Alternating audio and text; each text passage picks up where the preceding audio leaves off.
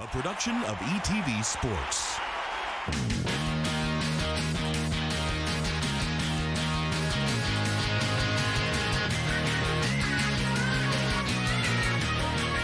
The broadcast of the Southland Log Homes Weekend of Champions is made possible in part by the South Carolina High School League,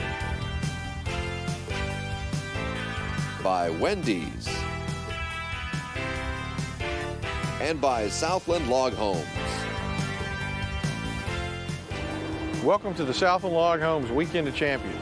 On behalf of the 250 employees at Southland Log Homes, I'm glad you have decided to join us today for one of the best sports experiences our state has to offer. Being a South Carolina headquartered company, we are pleased to support the state's high school athletes. Southland has partnered with the South Carolina High School League for the last 6 years to ensure that every high school football player, regardless of school size, has the chance to compete for the championship right here in this great stadium in the capital city of our state. We would like to congratulate all the players, cheerleaders, the bands, along with their coaches and teachers for achieving a championship level and for the sportsmanship they will show on the field today. I would also like to thank Wendy's for their sponsorship of this broadcast and ask that you get comfortable and enjoy a great football game.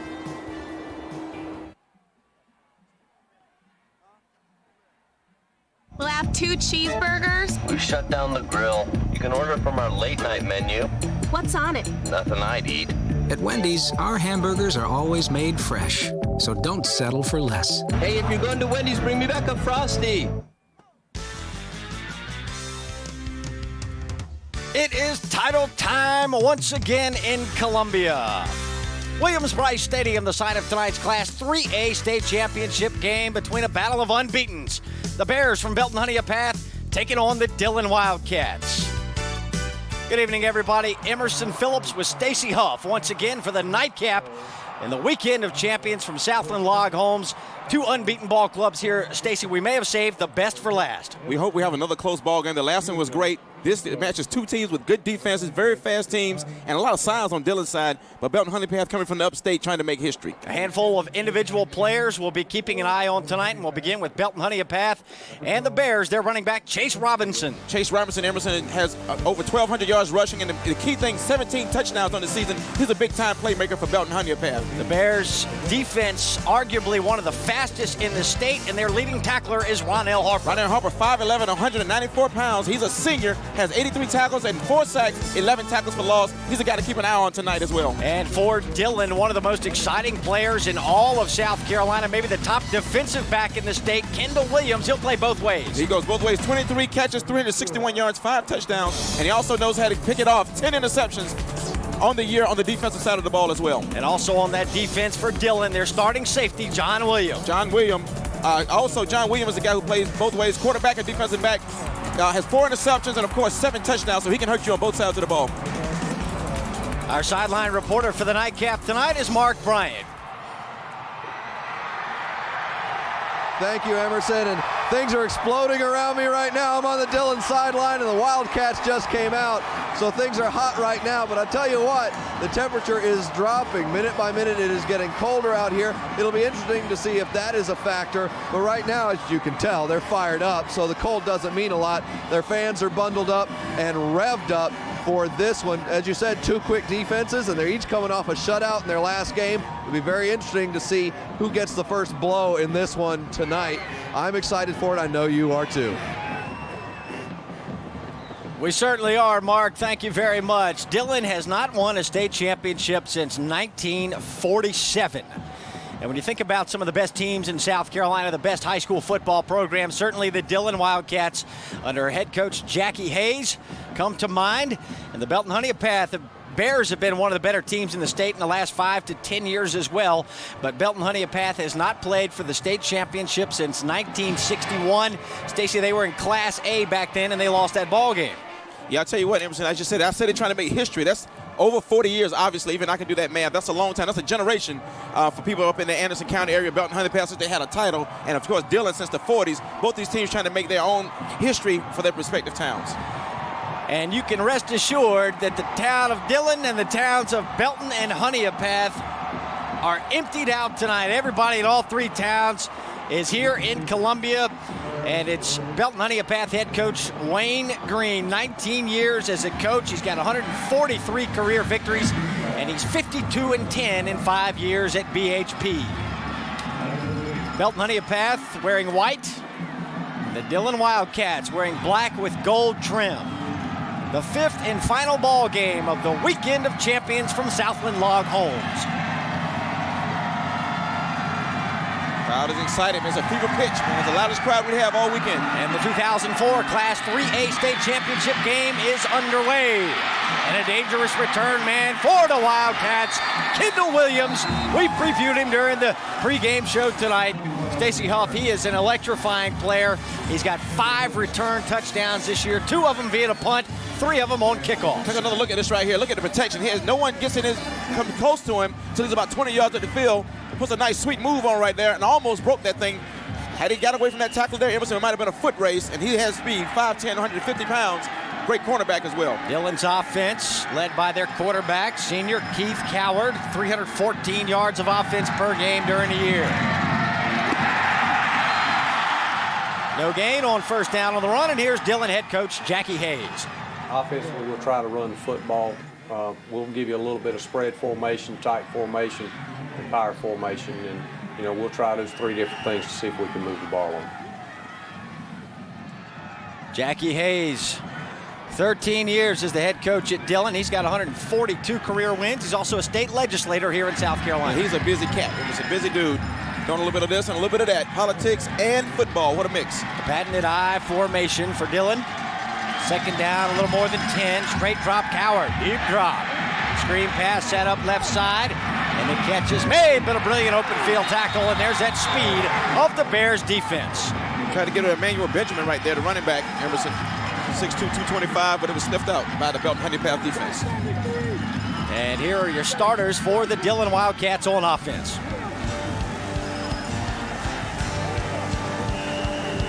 Keith Howard's the quarterback. He's a senior.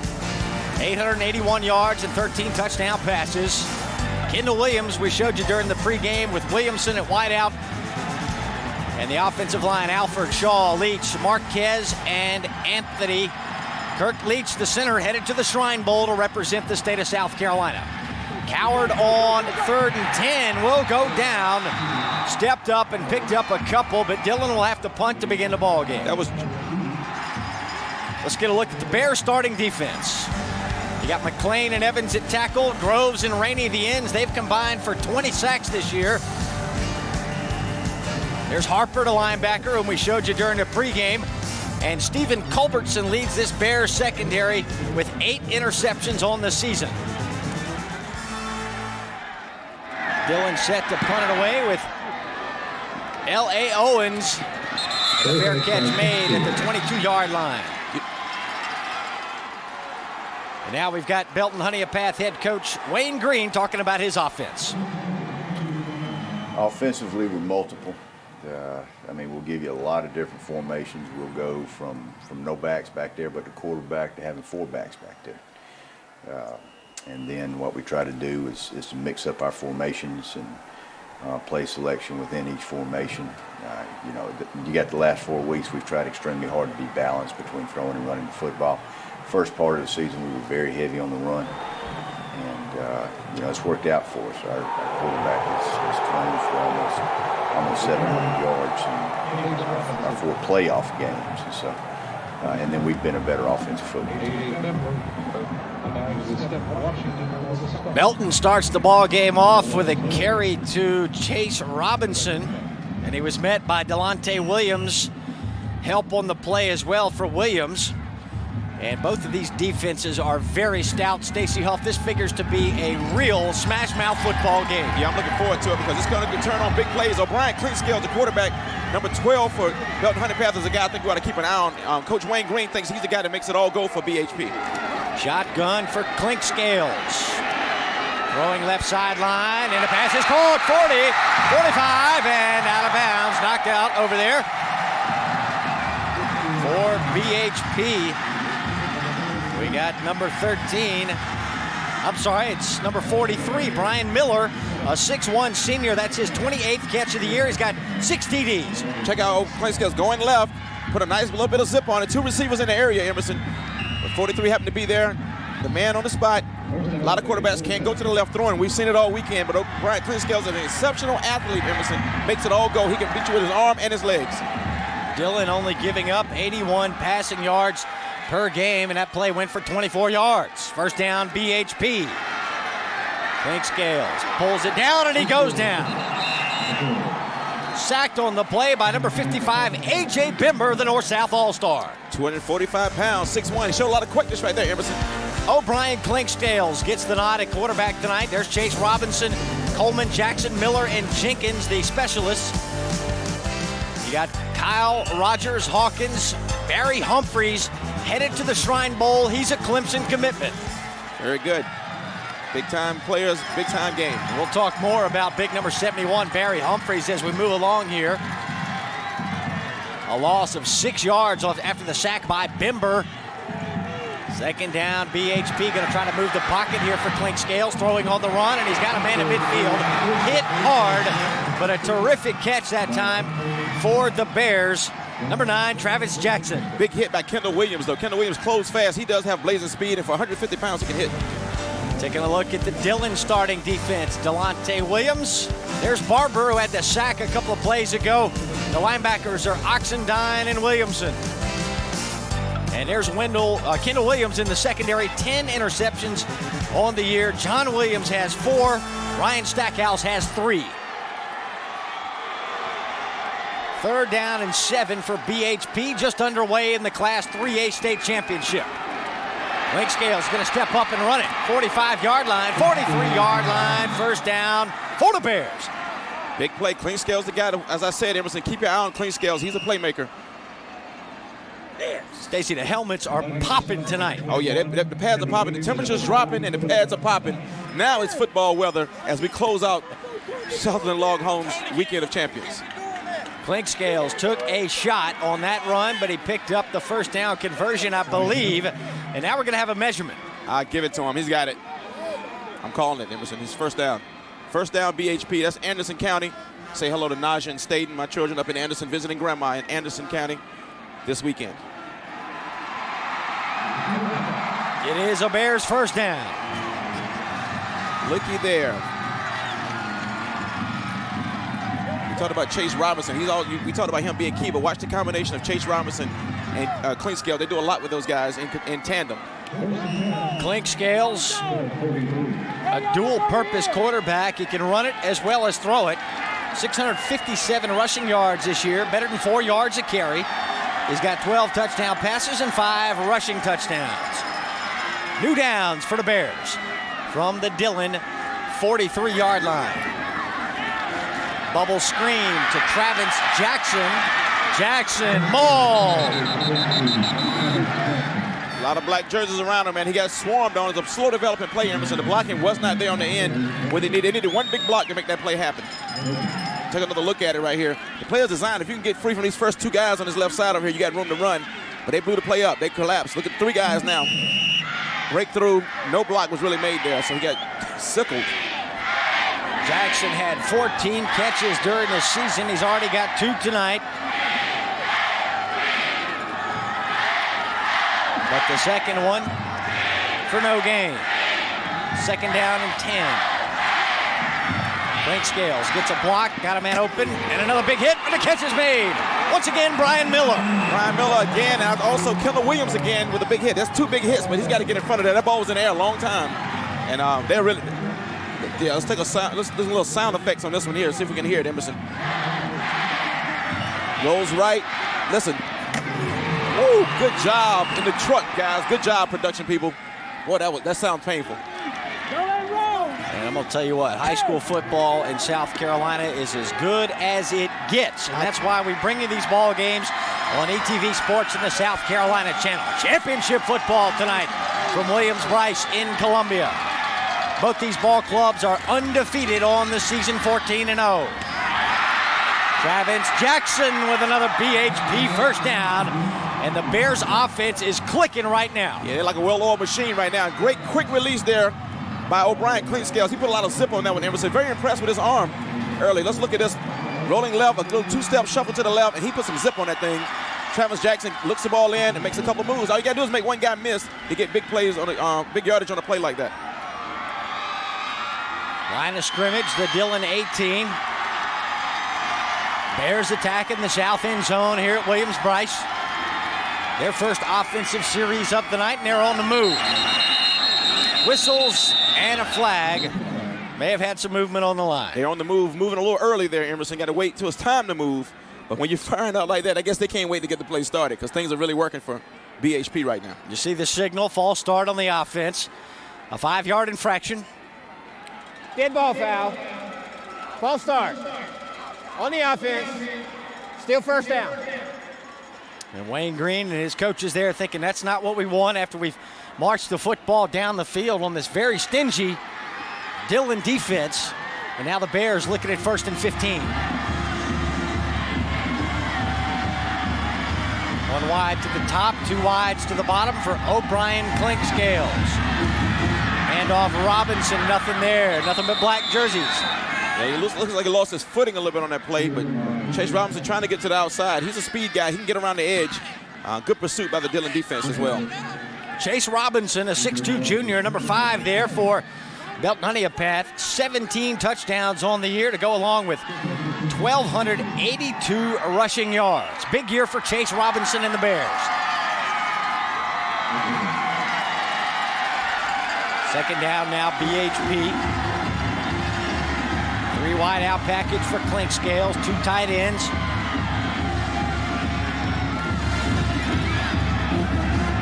Looking for the home run ball, and it's incomplete. Good defense back there for Dillon, stride for stride on coverage. Number 25, Ryan Stackhouse. That's the proverbial offensive player becoming a defensive player right there. Yeah, let's take a look at him. Take an end zone shot here. Look at the low contact right there, but Brian Miller became a defensive back there because that was an interception in the making if he didn't hustle back to get his hand on that ball. Badly overthrown. Miller's one of the handful of two-way players in tonight's ball game. Both teams have players who play both offense and defense. Miller in coverage on that play for BHP. I'm sorry, Miller, the intended receiver. And now here's 3rd down. Oh, man, wide open. Yes, sir. Touchdown. Miller. Brian Miller. Miller's in La Casa. O'Brien Clinkscales with a beautiful throw. And it was like a punt. He had to wait for it to come down, and somebody went to sleep in the Dillon secondary. Give them the warm milk and tuck them in. They're dozing, Emerson. What a great start to this ball game for Belton Honea Path.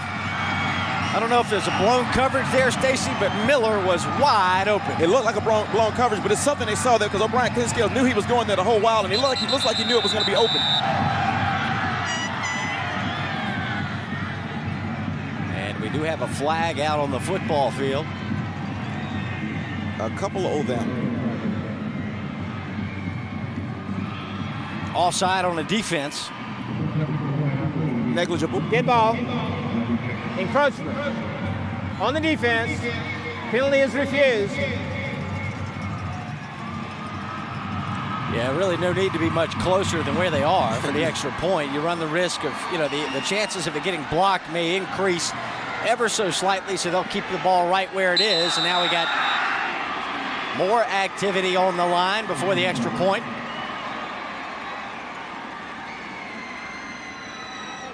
That's going to be on BHP.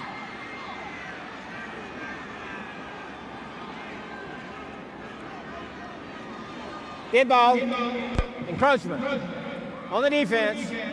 Penalty is refused. Like I said, it's on Dillon. Nobody heard me say BHP today. Is this microphone on? We're going to try to get this extra point attempt off here. 4:09 left in the opening quarter of the 3A state championship. And the Bears are on the board 7-0. We got a roughing the kicker penalty coming up on Dillon.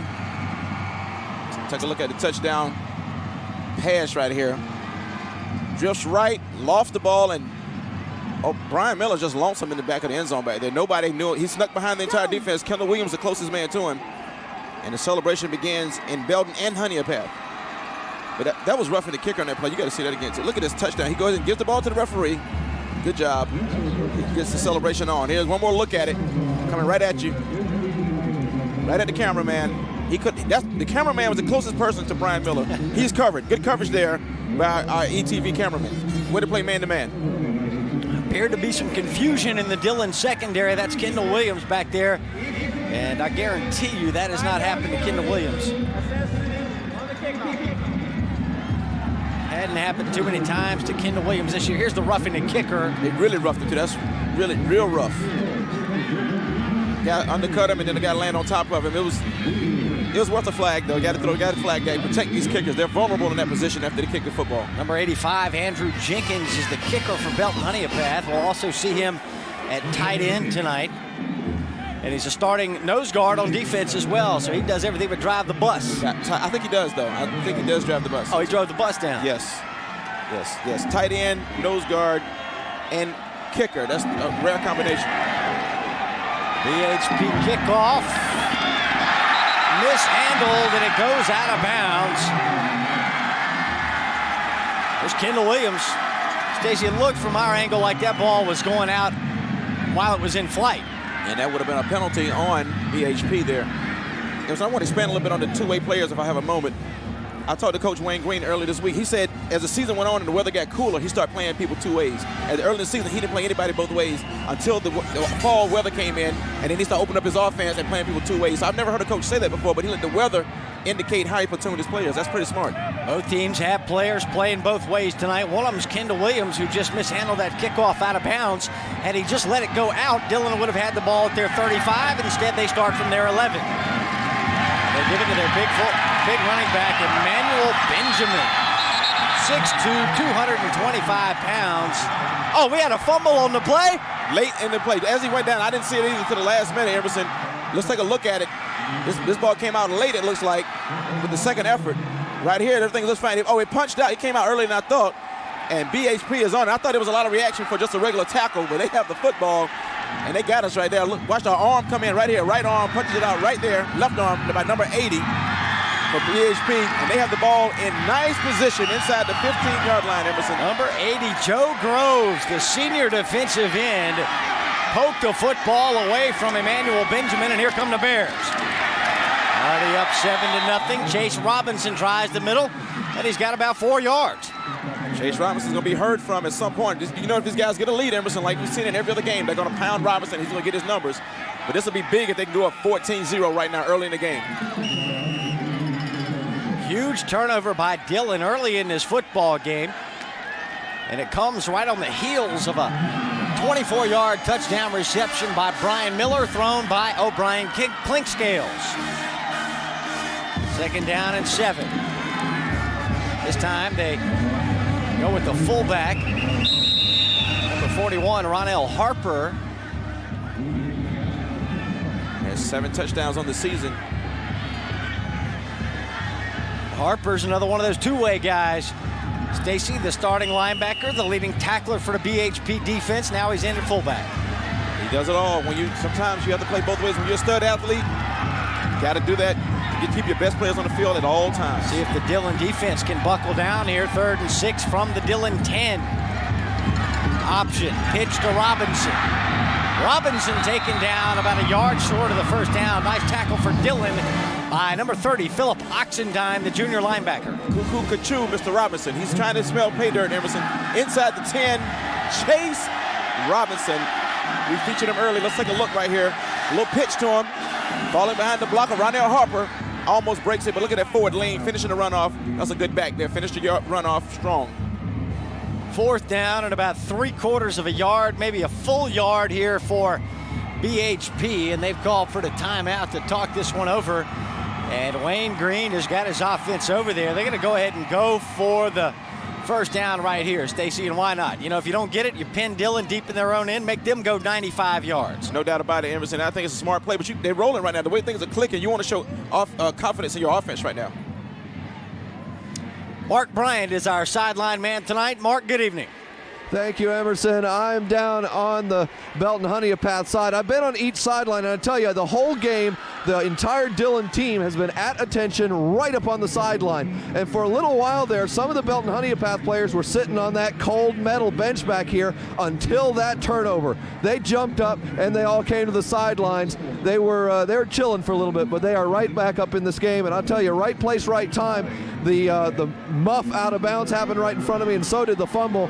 After the muff, all these fans for BHP were whooping and hollering, and they burst. They exploded on that fumble. They all saw it right away. 4th down coming up here. 4th down and 1, and nobody's sitting down for this play. Nobody in the house. That's right. Everybody standing up. 4th and 1, BHP. Option pitch to Robinson, cutting it back and getting the first down. Boy, I tell you, that last little burst got it for him, Emerson. He didn't play around with it. He went directly, shortest point between two distances, the straight line. Nice cut in by Chase Robinson. It looks like he's holding his right wrist, Emerson. He took a shot on the end of the run, but he got the yardage for the first. There's a look at Chase Robinson right there, his back. He has no name on the back of his jersey. A lot of players have the names on the back of the jersey there for BHP, but not Robinson. Where's number 5? Well, I didn't think there was any question he had the first down. Now we will measure.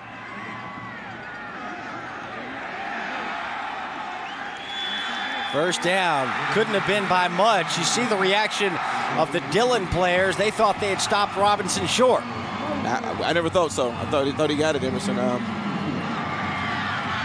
Good surge there by the offensive line. Just enough. Just enough. Take a look at the coaches right there. Jackie Hayes, Representative Jackie Hayes, and his staff. 1947 never seemed so far away. My mother was born that year, I believe, 47 or 48. Long time ago. Coming up on 2 minutes left in the first quarter. 1st and goal Bears. They go full house backfield. Quarterback on the keeper. Clink scales to about the 2.5.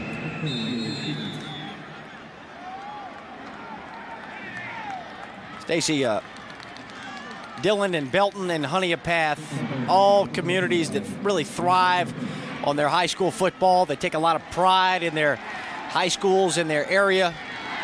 Jackie Hayes represents Dillon at the State House here in Columbia. And I think, a title would obviously mean an awful lot to both of these two programs. But tonight, 2 teams enter, 1 team will leave. 1 team will leave with a loss. 1 team will leave champions. And that's what it's all about, Emerson. 2nd and goal, just outside of the 3-yard line. Clink scales to Robinson. Robinson! Pay dirt! Here's to you, Mr. Robinson, La Casa. Chase Robinson, Emerson. They found a soft spot in the middle of that line. He leaned forward. Great surge by the offensive line. They've done a good job all night, Emerson. And he just powered his way in. It's going to be hard to stop this team inside the 5-yard line. They're firing up the ball too strong right now for Dillon. Belton Honea Path coming out like a buzzsaw tonight. Here's Jenkins for his 2nd point after attempt. It appeared to be low, but it is good. 14-0 BHP with the early advantage over Dillon. Stacy, the turnover led to the 2nd touchdown, and that's been a theme throughout the weekend of champions. If you turn it over, a good team will take advantage of you. Like this. This is how it happens. Good blocking and interior there. People just shedding people there. Look at the offensive line just manhandle Dillon. From the point of attack, look at the black shirts go backwards and spin around. White shirts surge. That's just domination on the offensive line, and Dillon has to address that, because if you don't, you're going to see a lot of Chase Robinson limping a little bit on the sideline, but 6 plays, 14 yards, 2 minutes and 46 seconds. I think he'll be back in the ballgame. He's having fun tonight. And the Bears offensive line with Tavernier, Kyle Rogers, Hawkins, and Humphreys just took away the point of attack from the Dillon defense right there, along with the backs that were in there blocking as well. An excellent, a perfectly executed short yardage run play by BHP, and they've got the 14-0 lead. Big time. That's big, man. Come out and sucker punch somebody in the mouth. Now it's on Dillon to respond. There was a lot of pressure right now on this drive, this possession for Dillon coming up. So Dillon will try to regroup. And here's the kickoff. They will kick it down to John Williams. Williams with some nifty running. He fumbled the ball, Emerson. Yes, he did. The beanbag is out, and it's another fumble. They're giving the ball. They're playing giveaway. Somebody need to let Dillon High School know that the football game has started, and it's a championship football game. Before they wake up, it may be over. They're just giving the ball away. Belton Honea Path is a good enough team. They don't need any gifts from Dillon High School. Take another look here. John Williams. Look good early here, Emerson. Everything looks good. Good blocking, good protection. Nice cut. Has the ball in the proper hand as far as he could do anyway. But just a hand on the ball that pops up right into the arms of BHP is like it's meant to be. Lions and Tigers and Bears. Oh my. Dick Enberg. Oh my. From the Dillon 36, the Bears will go for more. Clink Scales, man open, caught. Miller fumbled the football. It's free in the end zone. Oh, and Dillon's got it. What a play. So many things to talk about on that one play. So many things to talk about. First of all, how do you get that wide open as Brian Miller was? That's ridiculous. Then he fumbles the ball, and watch the effort on recovering the fumble. O'Brien Clinkscales, time to throw. Takes his time, good throw. Wide open is Miller. Look at the jarring hit there. 26. Now watch the effort here by number 1, catch the ball before it goes out of bounds. He dove for it. Number 7 for Belton Honea Path didn't quite make the same layout as number 1 did for Dillon High School. And I believe it's number 25 for Dillon coming in right there. Yep. Yes, it was. And watch John Williams. Watch John Williams hustle to the football. Ryan Stackhouse the hit. John Williams the recovery. But the Dillon running game is yet to get on track. Emmanuel Benjamin with a very short gain on first down. Boy, what a huge play for Dillon. I mean, they're just a few feet away from going down 20-0. And it was the huge hit by Ryan Stackhouse and the alertness of John Williams to get on that football some 9 yards deep in the end zone. That's right. Look at the huge back. Emmanuel Benjamin, 6'2", 225 from Dillon. But yeah, that was big because that would have been a total backbreaker. Beautiful play fake and a deep ball going down, and it's going to be picked off. Intercepted. And the Bears on the return. Number 8, Mario Glenn to midfield. The fans are enjoying themselves on the BHP side over there. I tell you what, they're playing giveaway, and they won't stop. They will not be outdone when it comes to turning the ball over. Dillon's going to make sure they give the ball back more than BHP. They couldn't stand to have the ball on a turnover right there, and they give it back with just a ill-advised pass, Emerson. That's our 4th turnover of this ball game. Take a look at it. We're going to take a look at it right here, Emerson. He's back. The guy was covered from the very beginning. He was covered from the very beginning. The only person that had to play on the ball, of course, was the cornerback there, Mario Glenn, a 5'11" senior, and made a decent run back as well. Looking for Kendall Williams out of his reach and picked off by Glenn. Now the Dillon defense bows its neck. No gain. And that play will bring us to the end of the first quarter. A thrilling first quarter of action in the Class 3A State Championship. We'll take a timeout. And we'll have more from Williams-Brice Stadium. 14-0, Belton Honea Path on top of Dillon. And we'll continue from Williams-Brice in just a moment. ETV Sports and the South Carolina Channel.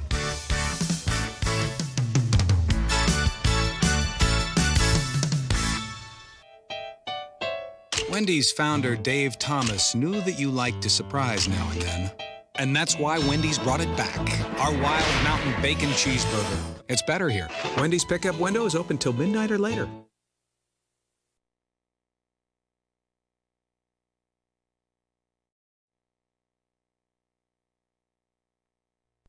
Your car can do a lot of great things, but did you know your car can make great television? You can donate your car to the ETV Endowment and make more great programs possible here in South Carolina. Dial 1-877-CAR2-ETV and donate your car today. Start of the second quarter, 14-0 Belton Honea Path. And the Bears have the football. Second down and 10 coming up.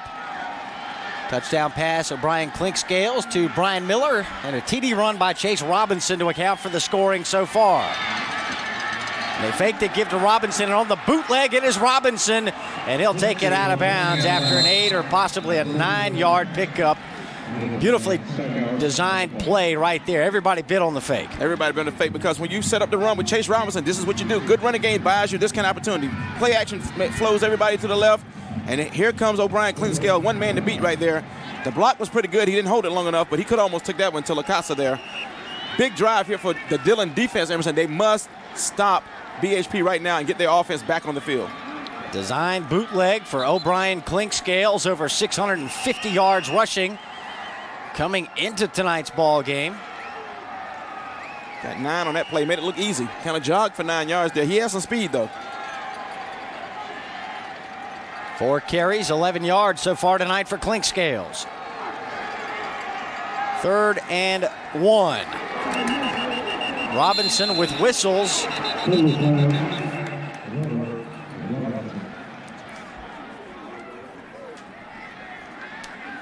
We'll check the marker here. It's 3rd and 1, and if it's on the offense, Stacy, BHP will be looking at 3rd and 6 if it was a false start. Yeah, that's going to be the situation, Emerson. I think they're a little anxious. That's twice they've had. Dead ball. That's twice they've had. False start. A little antsy coming off the line of scrimmage Still there. 3rd down. And that will be the case. 5-yard mark off on BHP. We got a 3rd down and 6 coming up here.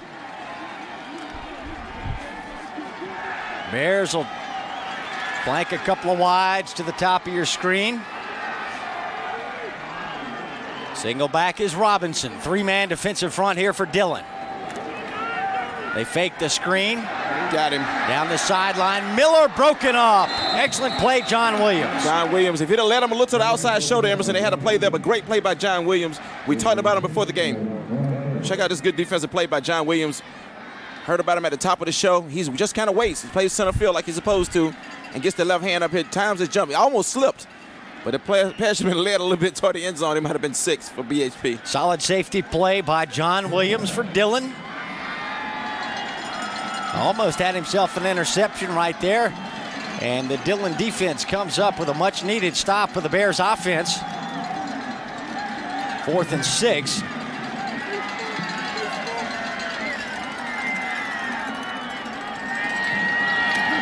Now the Bears punt, almost blocked, but they do get it away. And here's Kendall Williams trying to get a block, and he'll get none. He'll get nothing, and he'll like it, Emerson. Great coverage right there. That's number 9 for Belton Honea Path, Travis Jackson. And that was Delonte Williams. Almost got his hand on that block. Check it out. Coming right at you, folks. You're on the field now. Right at you. Jitterbug out there if you want to. You're dancing, and he stops the music. Travis Jackson stops the music. And Delonte Williams almost blocked that play, Emerson. That was a great dive, great sellout. You see the disparity, 141 yards already for BHP. Dillon, 6 plays, 7 yards. That's not very good. You know, I'm just throwing that in as an expert analyst. That's not good. Remember, this is a Dillon offense averaging 314 yards per game throughout the season. And number 20, Marshall Davis on the carry. And we'll listen in with the Belton Honea Path head coach Wayne Green. Well, our defense has been the heart and soul of our football team all year long. We are a shade defense, but we're multiple out of it. You know, against Dillon, I'm sure we're going to have to get an extra defensive lineman in the game because, I mean, their big thing is to hit you in the mouth. They do a great job with it. And so our defense has really been our cornerstone. And they've played extremely well, but we're multiple on defense. We're multiple on both sides of the ball. Okay. How proud are you? Early in the second quarter, a 14-0 Dillon lead, as we heard from Wayne Green. Very mild-mannered man, 143 wins. He's 52-10 at BHP. Let's look at the box. Dillon's offense has everybody in the box. Take a look at it. Everybody's in the box. No wide receivers, no pretense of anything fancy. They're just trying to play physical football. Begging Jackie Hayes to pass, and he calls the pass, and it's broken off. Dillon tried to have a tight formation and sneak the tight end deep. That works a lot of times, but the pass just underthrown a little bit. Good coverage. Number 7, Stephen Culbertson, 8 interceptions on the year to lead the Bears defense. Check out the coverage. He's in his back pocket right here, Emerson. Does a good job coming over the top right there. Missed time that almost could have picked that ball off, but it was just a good defensive play all the way around by Culberson. There he is right there. There's a look at him. Number 7 on 7 on that play. He's 6'1", 167 pounds, and I believe he was thinking about his 9th interception right there. Had his eye on it. Didn't need it, however. Bring up 4th down. Dillon to punt, and that punt is partially blocked. The punt was partially blocked. And a scramble for the football. I believe it was number 41, Ronell Harper, that blocked the punt. It was. He got his hands on it, Emerson, and it's going to be BHP's ball inside the 20-yard line. What great penetration right there. Ronell Harvey selling out. And it's cold weather, man. That's a painful block pump, but you got to do it for the team. For good old BHPS. Take a look here. 2 men come through. Guy has to choose. He blocks neither one. And Ronell Harper with the big play. Big number 91 tried to catch the ball, Emerson, and just went through his hands. Another big play turned in by the Belton Honea Path Bears. And they'll start at the Dillon 19-yard line with a 14-0 lead. This could be huge, Emerson. If they punch 7 in right here, 6 in, this could be huge for BHP. You know, it looked like Dillon had dodged the bullet after Brian Miller fumbled into the end zone on the long pass play, but now here's Belton Honea Path threatening again. A little waggle action, and they've got a man for a 7-yard pickup, and it's the tight end, number 85, Andrew Jenkins. He kicks the point after, and he starts a defensive tackle as well. Here's another look. Take another look at it. Rolling right. He's had a lot of success rolling out right here. Here's the big tight end. Dillon just didn't look like they're ready to play, Emerson. They're in trouble. They look punch drunk right now early in the game. They're staggering. They got to gain their composure. Yeah, and that's a play you'll see on Sunday, Stacy, if you watch the National Football League. I've heard of that league. I watch it sometimes. That is a play you will see on Sunday.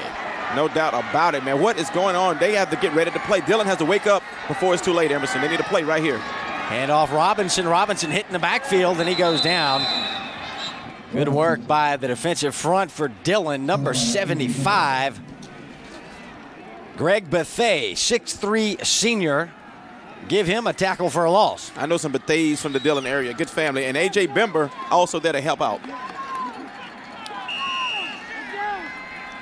Look at the big guy, 6'3", 275. He's a big boy. Just one of the many large young men that Dillon's got on this football team. Got some horses.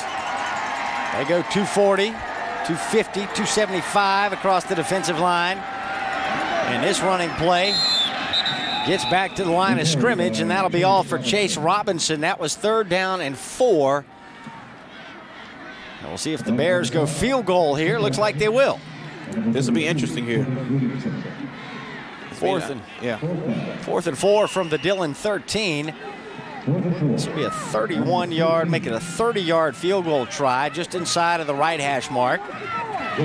He's caught a pass early in the ball game. Now he'll kick. What a combo. Here's Andrew Jenkins, 5 out of 9 on field goals this year. This from 30 yards. Good snap and spot. High enough, long enough. No good. Missed it wide to the left. Well, it's worth a try there. I think you don't go for it 4th and 4 right there. Nice shot. Give the young man a chance to put 3 on the board. And now you still have Dillon hemmed in. Dillon has to answer the bell offensively right here, Emerson. Take care of the football first of all. Stacy, as bad as things have been for Dillon tonight, they got to be thankful it's only 14-0. It could easily be 17-0, maybe 21-0, or possibly 24-0. You're exactly right. BHP has squandered some chances, Emerson. They can come out, they hurt you sometimes, but they've had a lot of opportunities on these turnovers and good field position all game long as BHP. We saw Sherrill come back against Broome in the Class 2A state championship game earlier tonight. We'll see if Dillon can do it against BHP, and that'll help the cause. Offside on the defense. Yeah, they're a little anxious there. BHP trying to penetrate. They've done a good job of searching. Encroachment. Somebody jumped the gun a little early. 1st down. So can Dillon create some momentum, Emerson? Sometimes one play can swing everything around. They need something to center them in this ball game. They're just all over the place. They're a little jittery. One big play can kind of get them refocused in the ball game right now. This will be a little bit more manageable situation now. 1st and 5. I form 2 tights. Emmanuel Benjamin trying off the right side. Just nothing there. That's Ronell Harper and friends there. Watch the good defensive surge. Watch the black shirts go back. Black shirts go back. White shirts come forward. It's just that simple, folks. Sometimes it's not that complicated. And they kind of just hog time a man down there, but that's gang tackling at its best. And the defensive line is keying everything for BHP right now. Groves was in on the tackle, but it was one of his teammates. Might have been Kyle McClain or Kane Evans. One of those fellas took 2 blocks on that play and enabled Groves to get in and make the tackle. 2nd and 7. Bullet pass is incomplete.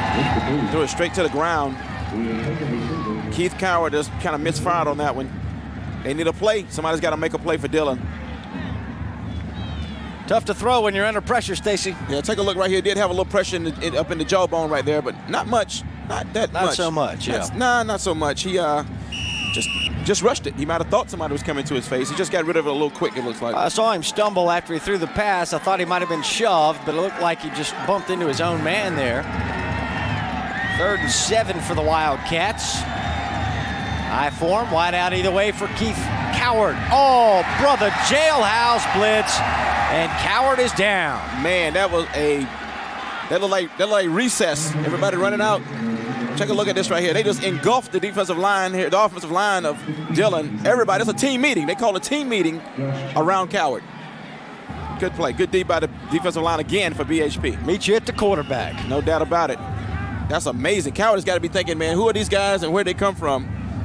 Butch Cassidy's Sundance kid. The Bears defense gave up just 74 points during the season. That's less than 6 a game. They had 31 sacks on the year. Now the Dillon punt. They don't get much of a roll off the bounce. The Bears will start in Wildcats territory. They played the entire game in Wildcat territory. Emerson, what's changed now? Dillon's defense has bailed the offense out a couple times, Emerson. They got to do it once again. 6:58 left until halftime of the Class 3A state championship from Williams-Brice Stadium in Columbia. Emerson Phillips with Stacy Huff and Dwayne Everett. Glad to have you with us tonight on the South Carolina Channel and ETV Sports. O'Brien Clinkscales fakes the give to Robinson, and he's got a lot of daylight over there if he can make it, and he gets past Bimber, and he's got the first down out of bounds. Could have stayed in bounds, Emerson. He'd still be running. O'Brien Clinkscales saw daylight off the right side, and here's the play. Check right here. Looks like a pass. Pulls out of the pass play, gets the corner right there. Good block right there on the end, and he gets just enough real estate on that side before going out of bounds to move those sticks. Good play by Clinkscales. Coach Wayne Green. See the numbers tonight on Clinkscales. 123 yards through the air, 21 on the ground. He's got the 1 touchdown pass, a 23-yarder to Brian Miller. Clinkscales tries to add to his rushing yardage total right there, only got 1. Yeah, Clinkscales is a guy, they will use him in that aspect, Emerson. He's had success during the season with that. Like you say, over 600 yards rushing. They're going to fill around and find how they can get him free on a cornerback so he can make one move and score. That play didn't work, but they'll keep trying that side until they get something.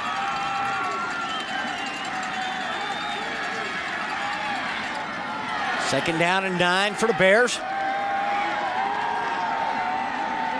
Trying to add to their 14-0 lead. Shotgun Clinkscales, low snap, but he's got it. And he's got Travis Jackson once again. Gain of 7. Jackson's had a pretty active night, Emerson. He's been active on offense and defense out there in special teams. Caused the fumble earlier. Check another look here. The play rolls to the left, gets under control. Good arm. I'm pretty impressed with Clinkscales' arm, Emerson. They're trying to use him every way they can. They're going to let him roll right, roll left, run pass options, all that. He's showing the whole bag in the first half. Clinkscales handling the football nicely for BHP on that low snap. He still managed to get rid of the football quickly and did it with accuracy. 3rd and 1. Robinson met and taken down. And there's Bimber once again showing us why he's headed to the North-South All-Star game. Emerson, he's been very active. This kid has been in on a lot of tackles. A good surge there. He's the guy that's got to control the middle of the field for Dillon. He's doing a good job right there. Great play. Big stop, a loss of a yard, maybe a yard and a half. You see Bimber getting low on his man. That was the tight end, Andrew Jenkins.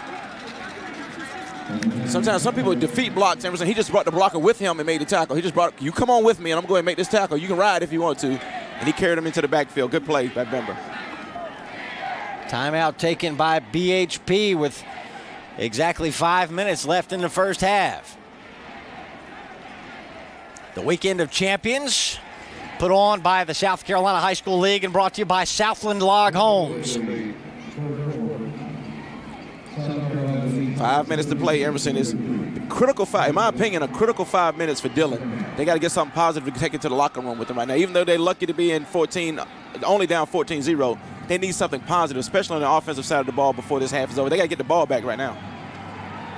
They're trying to encourage the fans. Look at them. They're trying to get the fans pumped up. They're trying to get some support. They know what I know. They need something positive here. Here comes the fans for Dillon. The players are requesting a little help. 4th and 1. Dillon fans are up. BHP fans are up. I believe BHP brought more fans to Williams-Brice than any of the 10 teams that we've seen this weekend. I'll guarantee they did. 4th down play, pitch out. Robinson, he's in trouble. Breaks the first hit, but he stopped short of the first down. Great surge there by Dillon. Looks like number 52 was one of the first guys in there for Dillon High School. That's a young man by the name of Kyman Samuel, defensive tackle, a 235-pound senior. That's him on your screen right there. This play was in trouble from the start. They blew it up. Look at the good surge there. Penetration about 30 is the first man on the spot. Then Kyman comes in to try to make the tackle. 30 is Philip Oxendine. He's a linebacker and a junior. Stacey, it feels like that this entire ball game has been played in Dillon's end of the field, and yet still here they are, down only 2 scores. Still very much in this football game. They need a spark on offense. That's what I'm saying. They need one play. One play can make all the difference. Here they're trying for it here. Low throw. That's about 4 times Coward has thrown the ball too low tonight, Emerson. That was just a low throw. There was no pressure on him. Got to give your playmakers a chance to make a play. You got to get the ball in his hands. Take a look here. For no reason, no hurry, he just throws the ball down into the ground. I mean, you got to let the guy catch the ball where he can make a move with it. And it was caught by Bryn Williamson, but you saw the knee touch down, and as soon as he has possession of the ball with the knee down, he's down right there. No getting up and running. Not high school ball, just like college ball. That's right. And lost of 4 yards on the play. He'd been better off dropping the ball.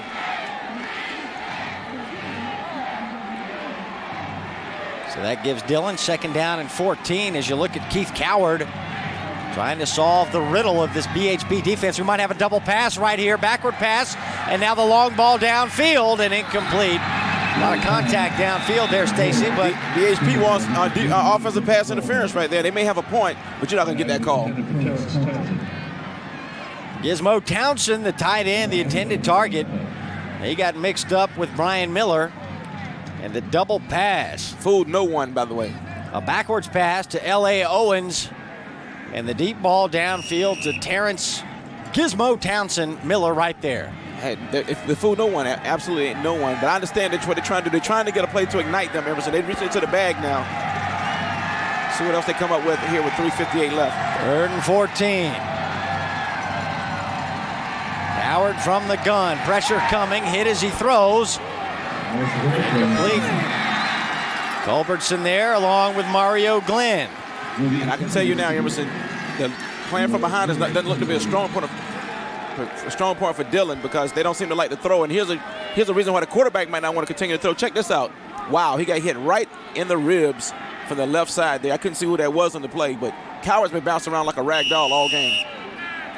Joe Groves with the clean hit on Keith Coward. And Dillon will be forced to punt once again with 3:51 left in the first half. The Bears have got 2 men back deep to return here. Low spiraling kick, and the Bears catch it out of the air. Oh, picking up a block on the corner is number 12, O'Brien Clinkscales, the quarterback. And he's into Dillon territory once again. What a block thrown right there. That was Andrew Jenkins with the block. Take a look at this block. Clinkscales going to watch 85 come flying in with a huge block. Takes out 2 players and gets up a little shaky himself. Andrew Jenkins. Wow. 5'11", 227, and the kicker as well. That was a nice hit. That's beautiful block. Beautiful block. You can't beat that. Decleater. Decleated 2 of them.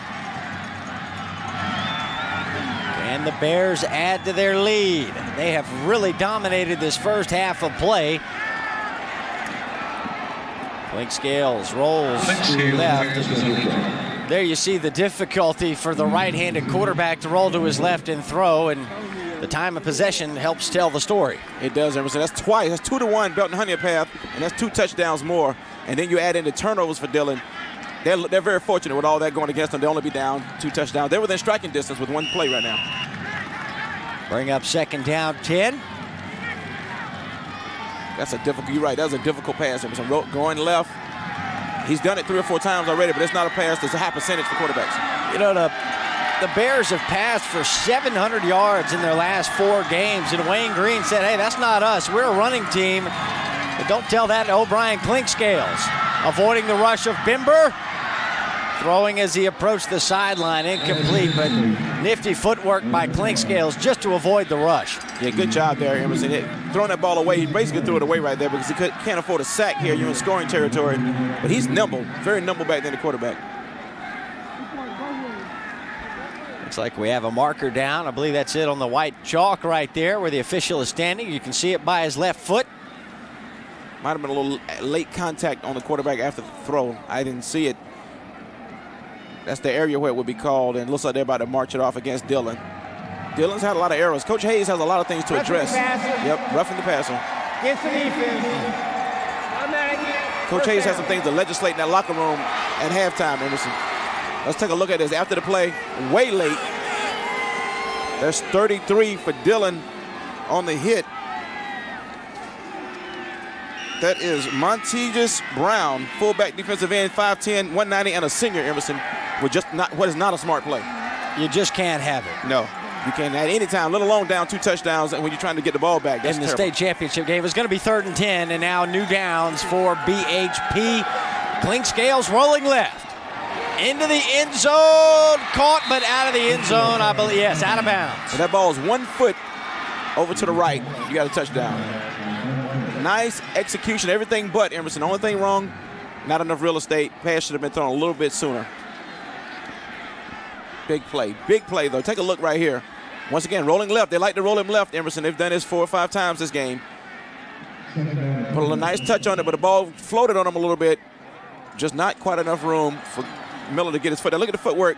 Oh, look at the camera work. ETV camera crew, do your thing. Great shot, guys. Great shot. He needs 1 foot in high school ball. Miller could not get either foot in. Caught it out of bounds. 4 wides for Clinkscales, and he'll pitch it to Chase Robinson in trouble. Robinson will lose yardage. First man there for Dillon, number 12, Troy German, a senior DB. Let's take a shot here and see if we got a possible face mask at this play. Yeah, so they string the ball out right here. Let's see if we got an incidental face mask right here. Ah, yes. No, he palmed. That was a good job of mushing my man right there. But great pursuit by Montegus Brown and the rest of the Dillon defense. So they're very quick to the ball right there. A loss of 4.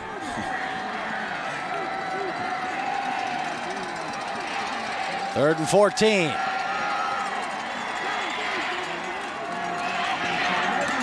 Drifting to the right is Clinkscales. He is under pressure from Delonte Williams, and the pass is incomplete. He was trying to communicate with Brian Millen at the last moment. We have a penalty there. Tried to dump it off to Travis Jackson. Jackson was flowing one way, and O'Brien Clinkscales tried to dump it off to him. Let's see what this penalty is all about. It's going to go against BHP.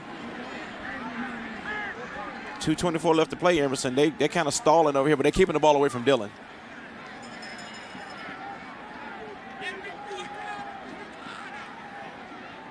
They want to decline it. That was 3rd and 14.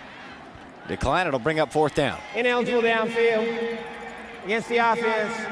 Penalty is refused. 4th down. That happens a lot when a quarterback's scrambling. Offensive lineman will wander, thinking he's going to run. They'll wander across the line of scrimmage. Yeah, and if you accept the penalty, you give BHP an opportunity to replay 3rd down, so that's why they decline. And run more time off the clock as well. And now BHP says, all right, we'll go for it.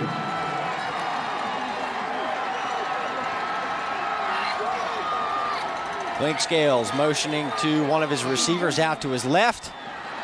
Low snap, but he's got it again.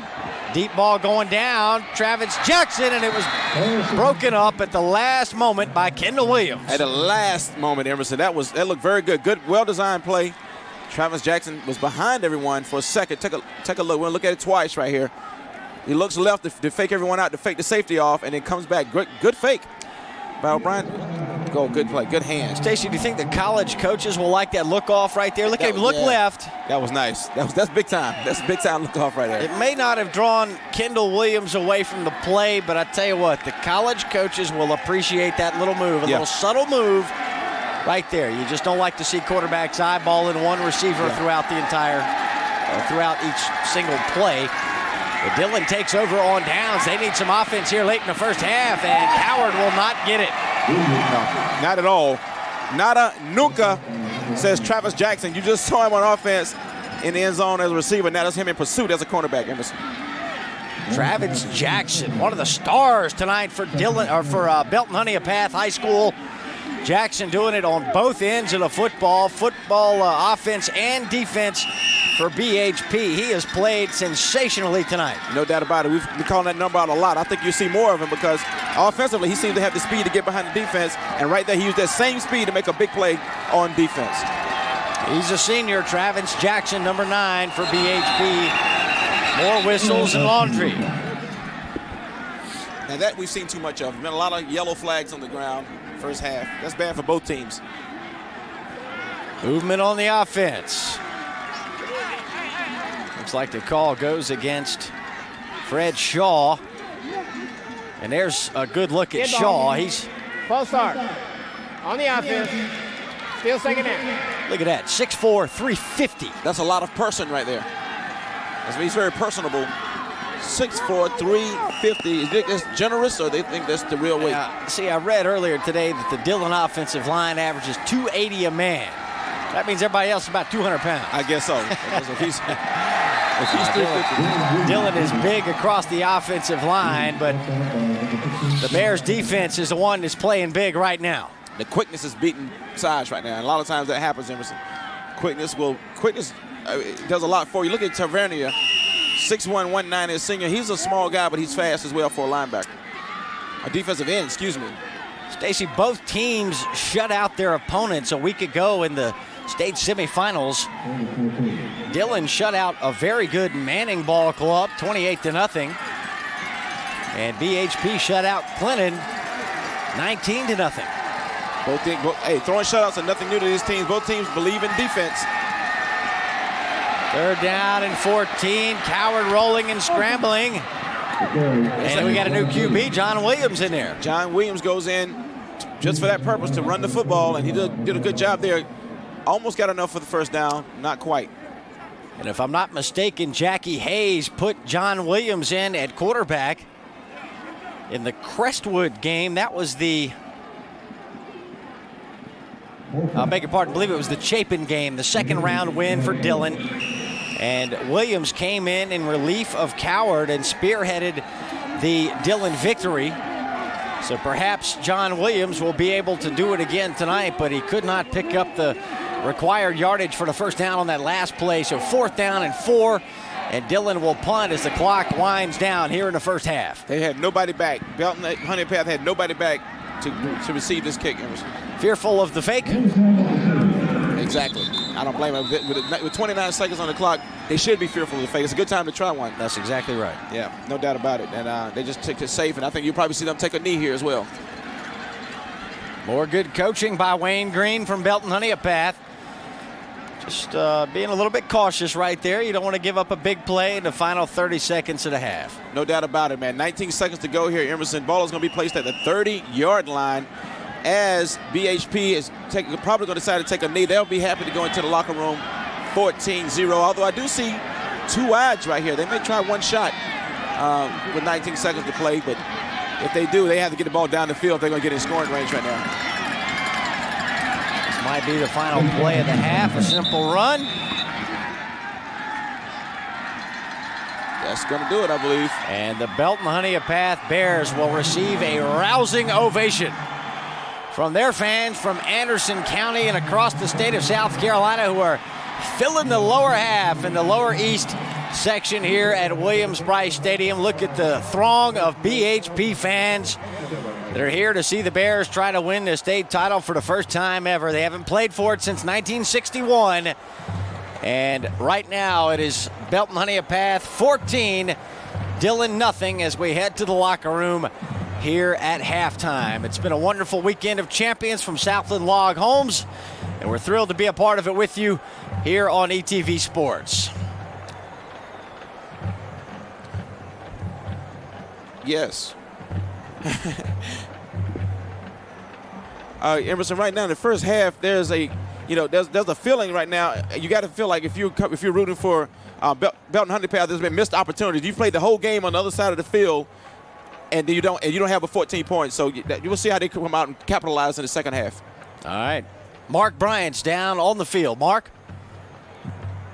I'm down here with Coach Green. Coach, I'm sure you're happy to be up 14-0 right now, but it's got to be frustrating to leave some points on the board out here, don't you think? Oh, yeah, we've had great field position in the second half. We don't have the 14 points to show for it. You know, we had a good drive. Our first drive was a real good drive. They turned the ball over to us. We find a way to punch it in, but, you know, our defense has played great just like they have all year long. We've had some opportunities on offense, and we just have not taken advantage of it. I'm just afraid that's going to come back and haunt. What's the first thing you're going to tell your guys in the locker room? We're going to keep playing defense, hopefully. I mean, that's the first thing we got to do is keep playing great defense. We got to hold on to the football. We got to find a way to run the football some. I mean, we need to take some time off the clock. We need to still try to push the ball down the field, but it's not very often that you're going to have that kind of field position. So, I mean, we just had a half of great field position, and so we're going to have to take advantage of that if we get that. Thank you, Coach. Good luck in the second half. All right, let's toss it back upstairs. Mark Bryant, thank you very much. Wayne Green, very pleased with the performance of his defense here in the first half of play. Belton Honea Path leads Dillon 14-0 at the break. And now we'll check in on another Wendy's High School Heisman nominee. Stay with us.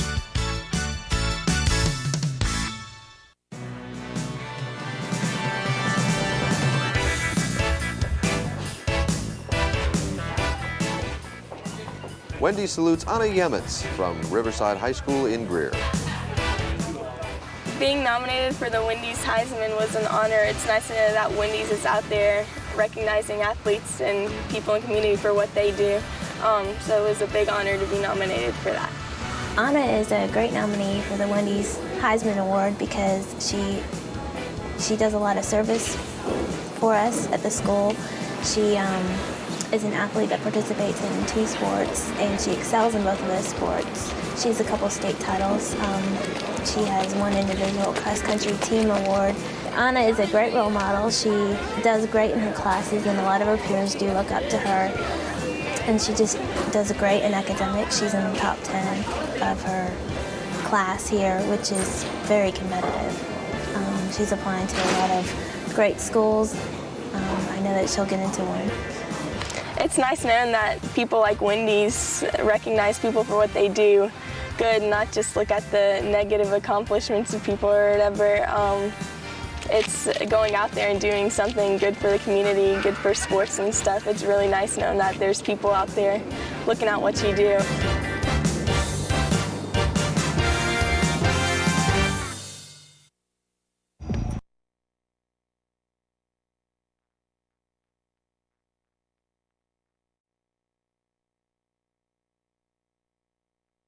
We'll have 2 cheeseburgers. We've shut down the grill. You can order from our late night menu.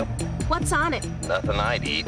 At Wendy's, our hamburgers are always made fresh, so don't settle for less. Hey, if you're going to Wendy's, bring me back a Frosty. It is halftime at the 3A Championship, the final game of the Southland Log Homes Weekend of Champions. Belton Honea Path leading Dillon 14-0. And now we get the sounds of the Belton Honea Path High School Bear Brigade, band director James Smith and drum major Jesse Allison.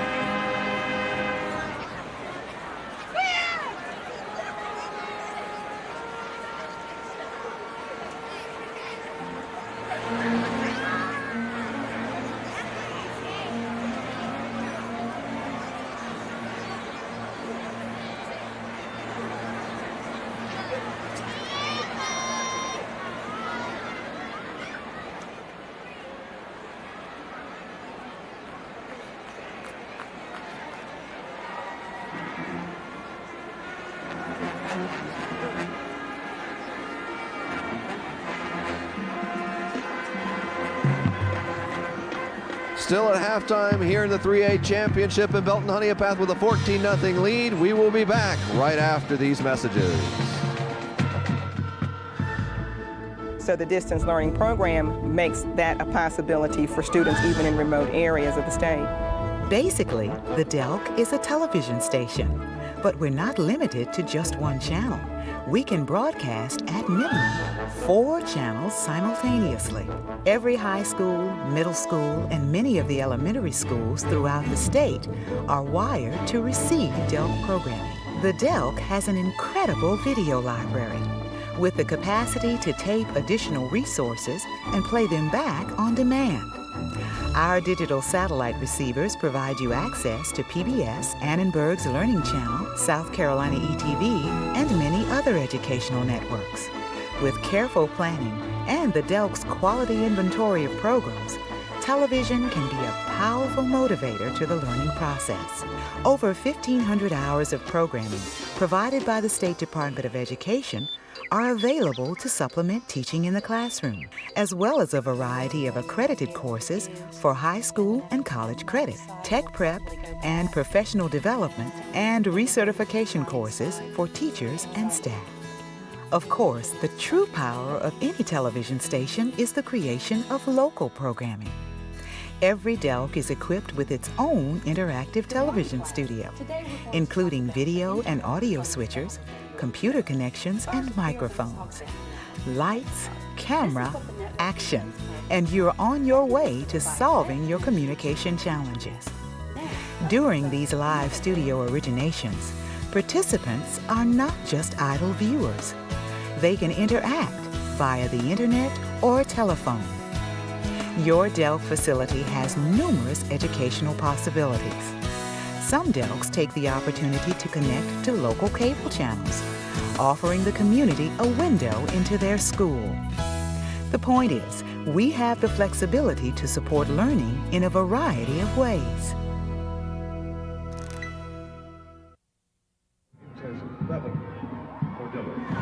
Back at Williams-Brice Stadium here in Columbia, South Carolina, where Belton Honea Path leads Dillon 14-0 at the half. I'm on the Dillon sideline. They're cheering on their band as the Wildcat band takes the field. And with me here, I am happy to welcome Mandy Hayes, wife of head coach Jackie Hayes for the Dillon Wildcats. And we have Martha German, team mom, enthusiastic team mom, and the Dillon Wildcat as well, which is a bonus for us. So we have an extra guest. I'm going to start with Mandy. Yeah, I know you're a little reluctant to come out here. I don't know if the score has anything to do with that, but you got to tell me, does he leave it on the field or does he bring it back home? Leaves it on the field. He leaves it on the field? Yeah. Not very emotional about the football in the house? He's emotional, and our children are very involved in it. It's a very big part of our life. The football team's like our family. So it's an emotional in that aspect that he worries about the kids, and he's upset when they don't play good or if we lose or whatever. But as far as being ill and that kind of thing, no, never takes it out at home, no. All right, well, this year he didn't have to worry about losing, at least not yet, and he doesn't want to start today. No. So what is this year? What has the experience of this undefeated season been like? Well, these kids are some of the best all around, the best, team that we've ever had. They play together well. They play as a team. They've got the best attitudes, and they just work really hard. They're really good kids, every one of them. Last thing, real quick, which is the harder job for him, football coach or legislator? It depends on what month it is. Gotcha, I understand completely. We're going to turn to Martha German. You may have seen Martha on the sidelines. You could have spotted her because she's the one waving the flag, running around, getting in players' faces, getting in their team meetings. Team mom, a lot of people are thinking like punch and cookies. You are involved. Yeah, yes, I am. I'm excited about being involved because whatever I tell them I always put God first. I said, you come too far to try to think that you can't win. I said, if you pull together as a team, you can win as a team. Now, what are you going to do in the second half to make something happen for Dillon? Go in a few minutes, and I'm going to give them a mom talk, and they're going to come back excited. They're going to come out pumped up to win the ball game. Because the difference is all about the mom, right? And the coach's wife. You had a good time this season, I bet. Yes, I had. So one more win, that's what it's all about. That's what we're going for. And that's what he wants right here. Yeah. Okay, well, on behalf of the Wildcat and Martha and Mandy, we're having a good time here, and We have the Dillon Band. We have the Marching Lightning Wildcat Band. Band director Adrian Wright, drum major Jessica Bethay, and Tarsay Odom.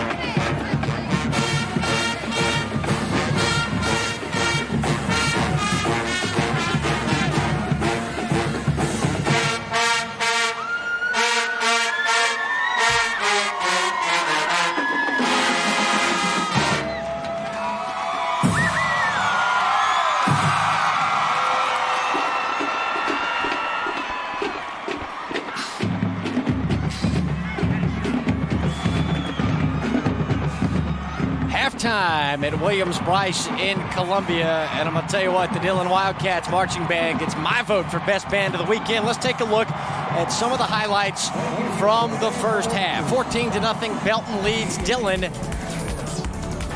There you go, BHP. O'Brien Cleanscales rolls right, hesitates. Brian Miller waiting on the ball at the A in Carolina. Touchdown, BHP. And one more look at Chase Robinson with the touchdown there. And I agree, Dillon's band, best band of the weekend. No diggity. That was fun. That was fun. All right, Mark Bryant's down on the field. We'll go down to Mark one more time. I'm with Coach Jackie Hayes, the Dillon Wildcats. Coach, what was the key of the message at halftime? we better start blocking up front. We're getting beat bad up front in the offensive line. Our defense did a heck of a job just keeping us in the game.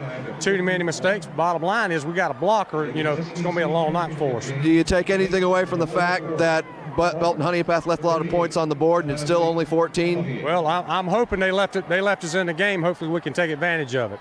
Good luck the second half, Coach. Thank you very much. Let's send it back up to you upstairs, Emerson. Thank you, Mark. Good job. 14-0 BHP over Dillon. Stacy Huff. First downs telling the story on this graphic. 8 for BHP, none for Dillon. If you have a color TV, and I hope you do, there's a gold 0 on your screen right now. That would take care of what's going on in the ball game. No first downs for Dillon. That can't be part of the plan. And the big 3 under that gold 0 is also a problem. And they're fortunate to be down only 2 touchdowns. We can't emphasize that enough. It can easily be far worse than it is for Dillon. And the Wildcats are still very much in this football game with 24 minutes of action remaining. Are they praying? Oh, they're exercising. Okay. What they need to do is pray for no turnovers, Emerson, and just a couple of first downs to get things going. A couple of big plays, and you never know. The complexion can change. We saw it in the last ball game, Terrell versus Broome. And I believe Mrs. German, whom we heard from at halftime, is leading the calisthenics there as we get set to begin the second half of play. It's the 3A state championship game from ETV Sports and the South Carolina channel, and we'll be back with the second half kickoff in just a moment. Please stay with us. Wendy's founder, Dave Thomas, knew that you liked to surprise now and then. And that's why Wendy's brought it back. Our Wild Mountain Bacon Cheeseburger. It's better here. Wendy's pickup window is open till midnight or later.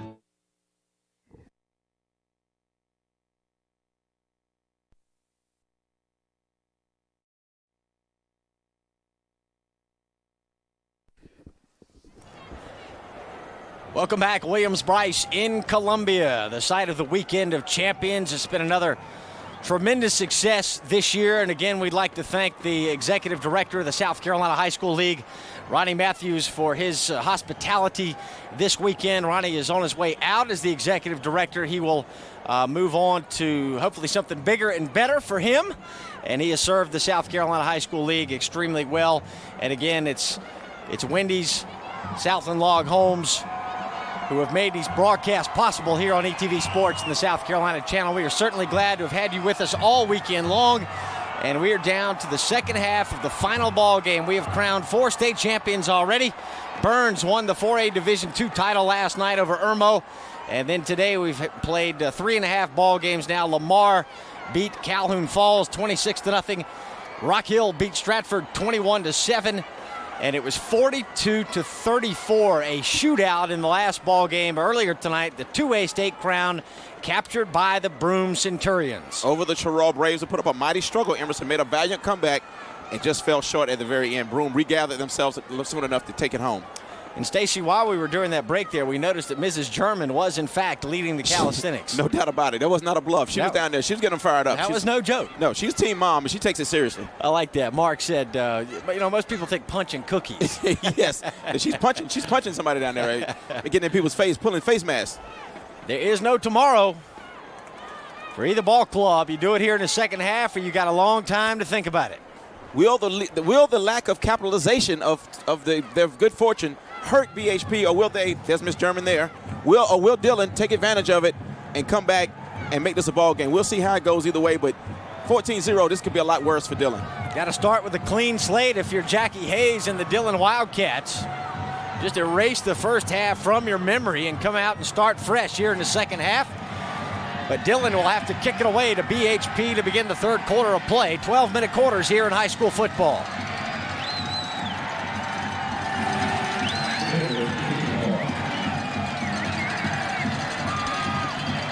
Bears defense controlled things in the first half, and we told you at the start of the broadcast tonight the BHP defense is arguably the fastest in the state of South Carolina. Kickoff down to the 10-yard line. Travis Jackson hit hard, and the Wildcats coming out with a fire here in the third quarter. You got to know coming out of see number 30 there, Oxendine, trying to get the crowd pumped up. Coming out of halftime, after Coach Hayes gets into him a little bit, you're going to see a lot of energy, at least initially here, from this Dillon defense, Emerson. It's going to be key. O'Brien Clinkscales ran for 24 yards in the first half. threw for 131 yards and 1 touchdown, completed 9 of 15 pass attempts. And he'll open in the shotgun for the Belton Honea Path Bears, 14-0 on the year. Fake the handoff to Robinson, and Clinkscales met up the middle and knocked back. That was Oxendine again. Oxendine's fired up. He's not just talking it, he's walking it too. Look at him, button heads. Take another shot at this. Oxendine comes out fired up out of halftime with 2 big tackles, and he's right there. Bembers disrupts the play, and then Oxendine finishes it off with some help from a couple of his friends. Oxendine, great name for a linebacker. Great name, you gotta love it. Tough name, hard-nosed. Philip Oxendine. He's a junior. Second down, BHP. Call it 2nd and 9. 2 wides either way for Clinkscales. Stepping left, throwing left, and nearly picked off, and a big shot applied for the Wildcats defense by Ryan Stackhouse. I tell you what, Ryan Stackhouse catches that. He walks to the end zone, Emerson. That's like a trip to La Casa, and we got a new ball game. Take another shot at this. 1 step away. He telegraphed this. Clinkscale looked the same way all the way. 1 step away, and you got not only pass breakup, you got a catch and a pick 6. Fortunate for BHP there. Great read by Ryan Stackhouse to break that pass up. 3rd down and 9. Huge play for both clubs. If Dillon can get the football back, they should have pretty good field position, but they need to stop on this play. Clinkscales with the pump fake, running out of real estate, and it's picked off. Guess who?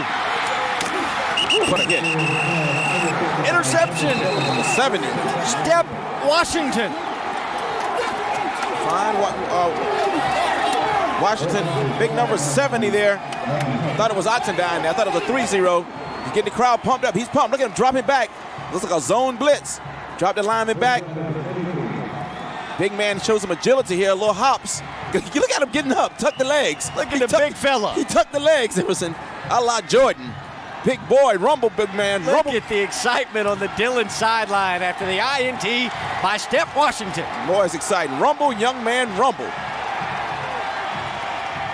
The pressure on Clinkscales led to the interception. Dillon in business early in the 3rd. John Williams in at quarterback. Incomplete. Off the hands of the intended target. That was 31, it looks like. Matthew Langston, the junior fullback, got his mitts on the football, couldn't haul it in. A little overthrown there, but I'll tell you what, this is a great opportunity for Dillon to capitalize on. So they got to do what BHP didn't do. They got to take advantage of a turnover right now. Go for the throw. Great start to the 2nd half for the Dillon Wildcats. Also, 14-0 on the year. There's John Williams. He's made big plays before. He's in at quarterback now, trying to ignite something, looking for a spark. See, can Williams give it to him, Emerson? Emmanuel Benjamin is the deep back, and Benjamin takes it down to the 21, a gain of a couple. And Stacy, one of the real stories tonight is the job that the BHP defense has done to this point on number 22, Emmanuel Benjamin for Dillon. There he is right there, 6'2", 225. 20 touchdowns on the year for Benjamin, over 1,300 rushing yards. He comes in with 3 straight 100-yard efforts, and so far tonight, very little. Very little. 5 carries, 3 yards for Emmanuel Benjamin. That's not a good day at the office. It's not all about the Benjamins in that situation. He needs to get on track right now. Shotgun now, John Williams. Here's Benjamin. Benjamin matched his total for the evening on that run right there. That was a great tackle there. Big, impressive tackle there by a BHP player. I think that may be, that's 85. That was 3rd and 8, and here it is once again. Andrew Jenkins on the tackle here, but nice little run. Watch Jenkins with the body slam. Hog ties him here, brings him over backwards. Nice play, sure tackle. 4th down and 5, and Dillon will go, it would appear. If they don't get this, Emerson, this could be a backbreaker right here. Big momentum type play. Whoever succeeds here will have momentum early in the 2nd half. A wide out either way for Williams. Good protection. Flip pass into the flat is picked off. Touchdown. Travis Jackson. Vamos. Foot race 50. 40. La. John Williams. Casa. Outfielder Zane. Vamos a la casa. Wow. Look at the sideline over at Belton Honea Path. They've already wrote the sidewalk up. They're going to call Sarah on the party line back home and tell them the people left behind, touchdown, Belton Honea Path. Travis Jackson for BHP. We thought we might hear more from him, Emerson. He's done a lot. He's returned kicks, he's made tackles, he's been a receiver, and now he walks one back to La Casa on the pick. Stacey, I'm going to wake up tonight with wee hours of the morning and scream that name, Travis Jackson. Travis Jackson. Not only... Been saying it all night. I'll tell you what, you won't be the only one. Jackie Hayes will be screaming it also. Extra point kick, good for BHP. And the Bears defense turns the tide here early in the third quarter when it looked like Dillon might get back into it. Here's the fourth down play. Telegraphed, he looked the same way all the time. Too much air under the ball. Too much air under it, and it's just over right there. It's a foot race, and he had a head start on John Williams. Bye-bye. Ta and ta. If you're looking for Travis Jackson Emerson, you can find him at La Casa. Look at that. Woo! Looky here. That is a DB's dream. Look at the sideline. They're running with the coaches, running with him. The coaches running with him. He can feel the wind blowing in his hair. Williams, Bryce, and Columbia, it is title time. And the top down, baby, running down Bluff Road. Look at him. Get fired up, baby. 88 yards. Come on, get fired up, BHP. Get the whole town, the mayor, everybody. Street sweeper. Everybody's here from BHP. Get them up.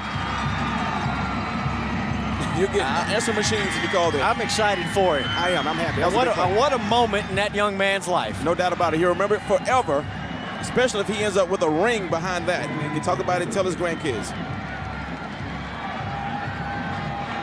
Wow, the Dillon defense intercepted O'Brien Clinkscales and appeared to have put themselves right back in this ball game. And now the Bears defense with the 88-yard interception return touchdown by Travis Jackson, and it's 21-0 BHP. Joe Grove laid the wood right on that player, the number 80 for BHP. What a hit. My goodness, he absolutely smothered the returner.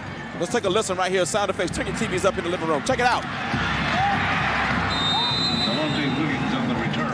Snap, crackle, and pop right there on that play. Joe Groves, man on the spot. Now the Bears D right back out on the football field here, and that's got to be a demoralizing play for the Wildcats.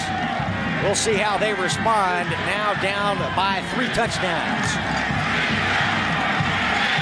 Emmanuel Benjamin. All about the Benjamins, baby. BHP, what a swarm, Emerson. They're really gang tackling. They're playing downhill now. I keep talking about that phrase, but when you got the wind at your back and everything's going your way, you can play, put your ears back and play very aggressive, and that's what BHP is doing now. Yeah, and Dillon's offense really got taken out of their game plan in the first half of the first quarter. John Williams remains at quarterback. Keith Coward started the ball game for Dillon, but Williams has been in since late in the second quarter. Coward was ineffective, but Williams gives him a couple more options as far as quickness. May have a little stronger arm. Shotgun Williams. And Williams will try to make the corner. He'll pick up a big block from Kendall Williams and skirt out of bounds across the 47-yard line. Mutual respect there. Kendall Williams and the player he blocked, number 33 for BHP. Congratulate each other. A little love tap there after the play. Good sportsmanship. Watch them string it out here. Watch the defense react. Good quickness here. Look at the block coming up here by Williams right there. Beautiful play. At the end, the two guys patted each other on the helmet. That's good sportsmanship. It's a nice hit. Williams has been laying lumber all day, though, for 150 pounds. Good, clean football by Dillon and Belton Honea Path here in the Class 3A state championship. Bobby Joe Stewart, the recipient of that block. Bobby Joe Stewart of Belton Honea Path. 3rd and 1.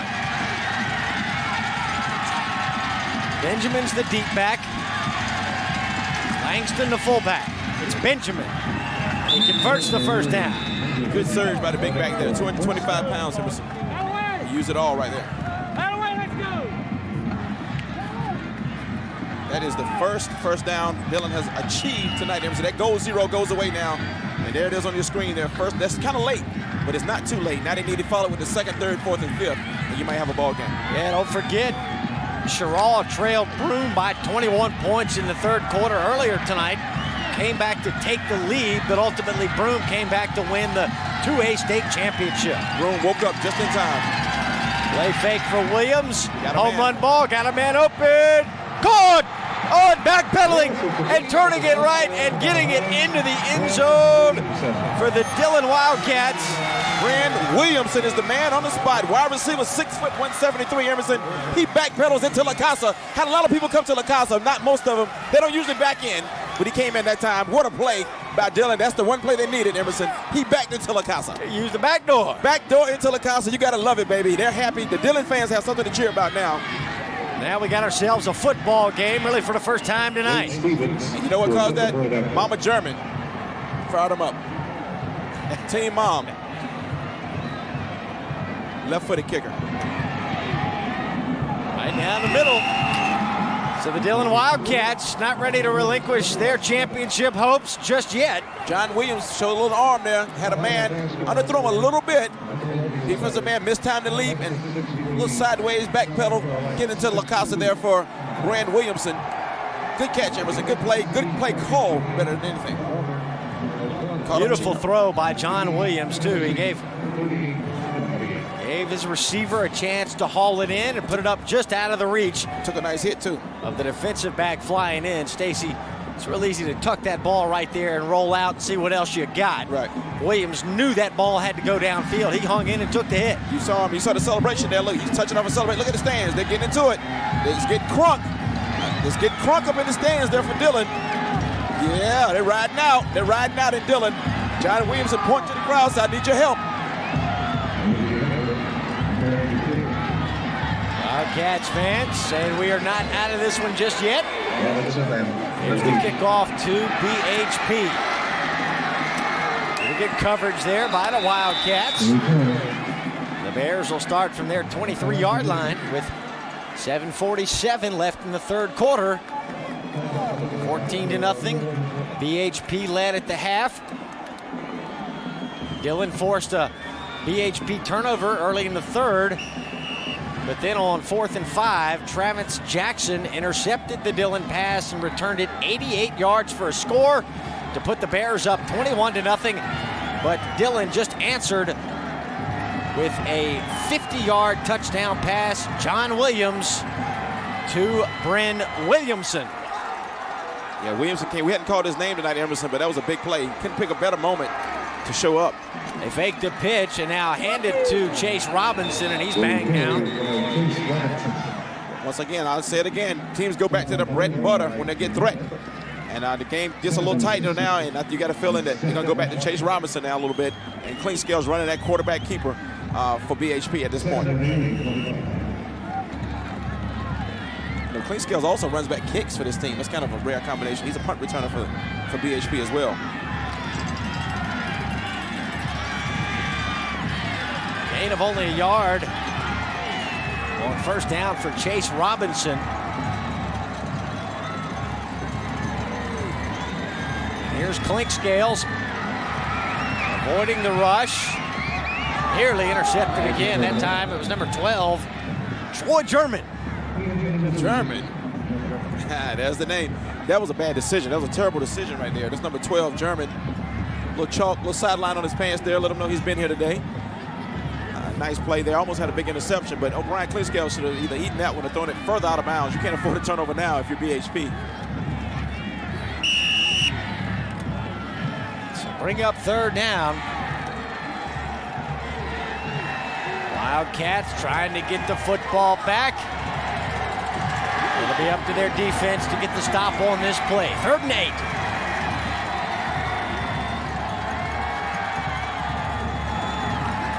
Wildcats rush 4. They get pressure on Clink Scales. Deep ball tipped and picked off.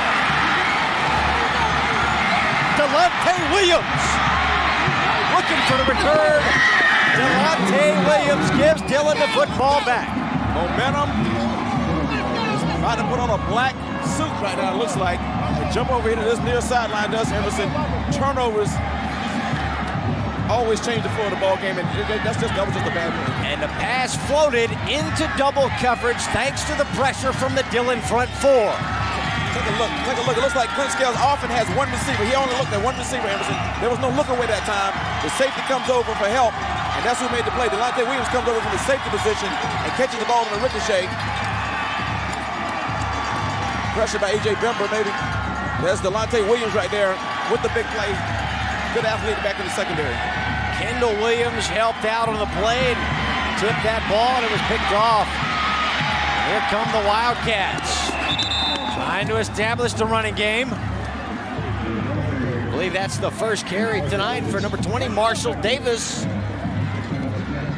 Check it, second carry tonight for Davis. They're trying to shake it up a little bit right now, but you know, you see Kendall Williams coming back in now. John Williams.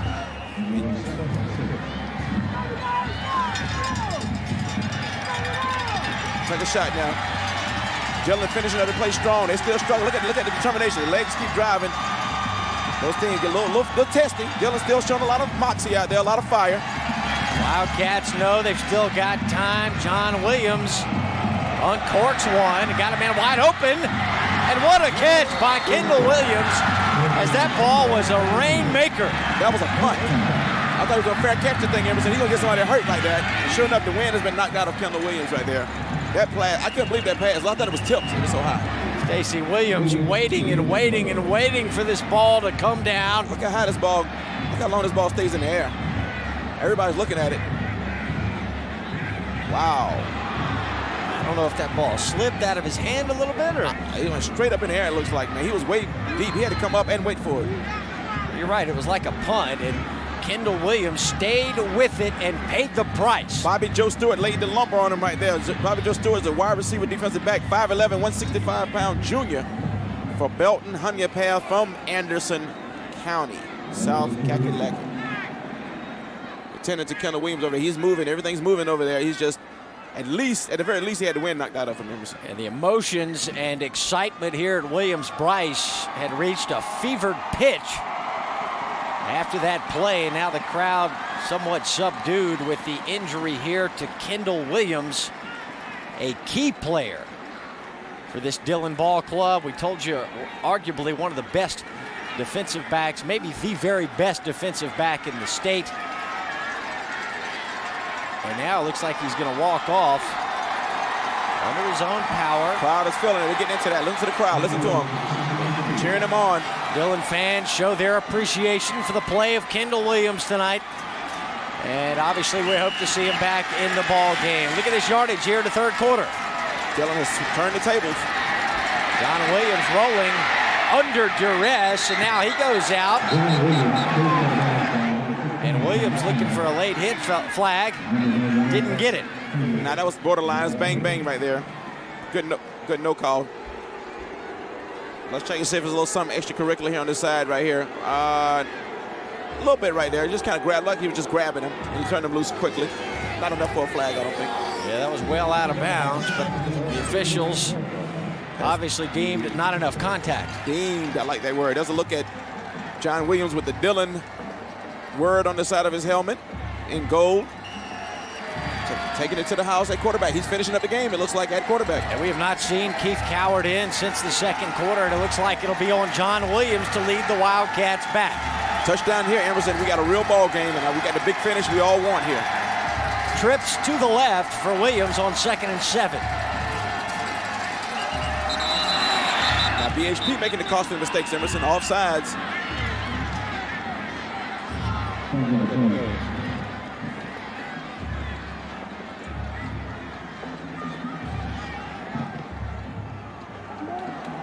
It's always a guy looking right at the ball, too. So a guy right across from the ball that jumps. I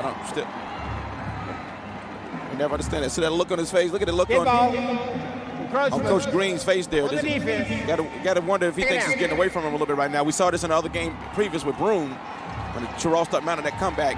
Look, he's chewing that gum a little extra hard right now. There's a little bubble.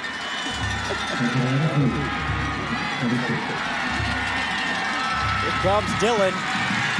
It's a penalty marked off against BHP. Now 2nd and 2. You got to stem the tide, Emerson. The momentum on Dillon's side. They're coming downhill at BHP. Williams has been the spark plug. 95 total yards. Dillon didn't have a first down until he came in the ballgame. Now Groves gets Williams, who got rid of it at the last moment. BHP wants intentional grounding, but no flags are out. They got a beef there, Emerson, but they're not going to give it to him. Take a look. Let's see if there's a receiver near here. John Williams backs up. Pocket collapsed by Joe Groves. Groves comes through, grabs him by the ankle, and knee was actually almost down. Don't know if there was a receiver in the area or not, but no call either way. We're just 3rd and 2.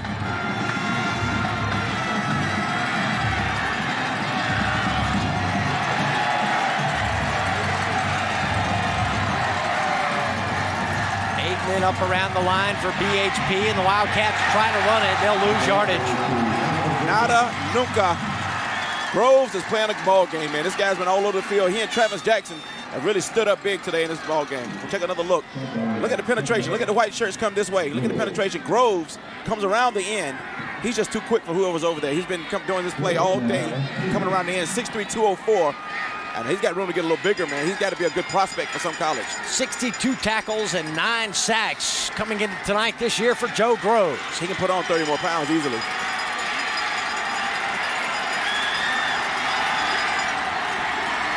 Fourth down and 3, and the Wildcats go. Good play. Williams wants to run it, stumbles. They got him by the jersey, and they stopped him short. Look at that man, number 41 for Belton Honea Path. That's Ronell Harper, one of our featured players in this ball game. He's in on the tackle. Big players make big plays at big moments. He stumbled a little bit right there, lost his balance a little bit right there, but I think it was academic. People they were waiting on him. He just got there a little slower than he would have got to the posse. The posse's waiting on him right here. 3 guys, Belton Honea Path, penetrate, and they hog time wrestle him down. Look at that play by Harper. He got Williams by the jersey with his pinky and held on long enough for help to arrive. He has a strong pinky, very strong pinky. Very strong pinky. They have a big pinky workout plan at BHP. A lot of schools don't have that.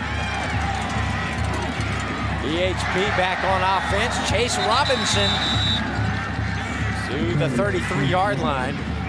This ball game is not over yet, though. I still think Dillon has some life in him, Emerson. They need to get the ball back right here. And one big play still changes the game. BHP, I think, needs to maintain the ball control right here. No more turnovers, and maybe punch it in one more time before they can breathe easy in this ball game. 4:15 left in the 3rd. Jackie Hayes looks on, trying to deliver Dillon his first state championship since 1947. BHP's never won. Robinson ran into a wall up the middle. That's, once again, there was a battle of the trenches. You see the surge there. Black shirts take on white shirts. Look at the black shirts pour through. That's how you can tell. You can always tell the clash in the middle. And they just push them back, Emerson. They envelop them.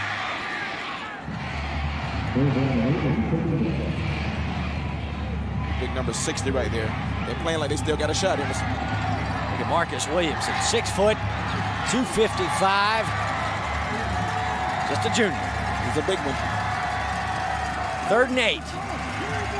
Dillon needs to make another play on defense. There's a big hold right there. Got to be a hold. Pass going down wide open. And a huge play for Dillon, or for BHP, and no flags are down.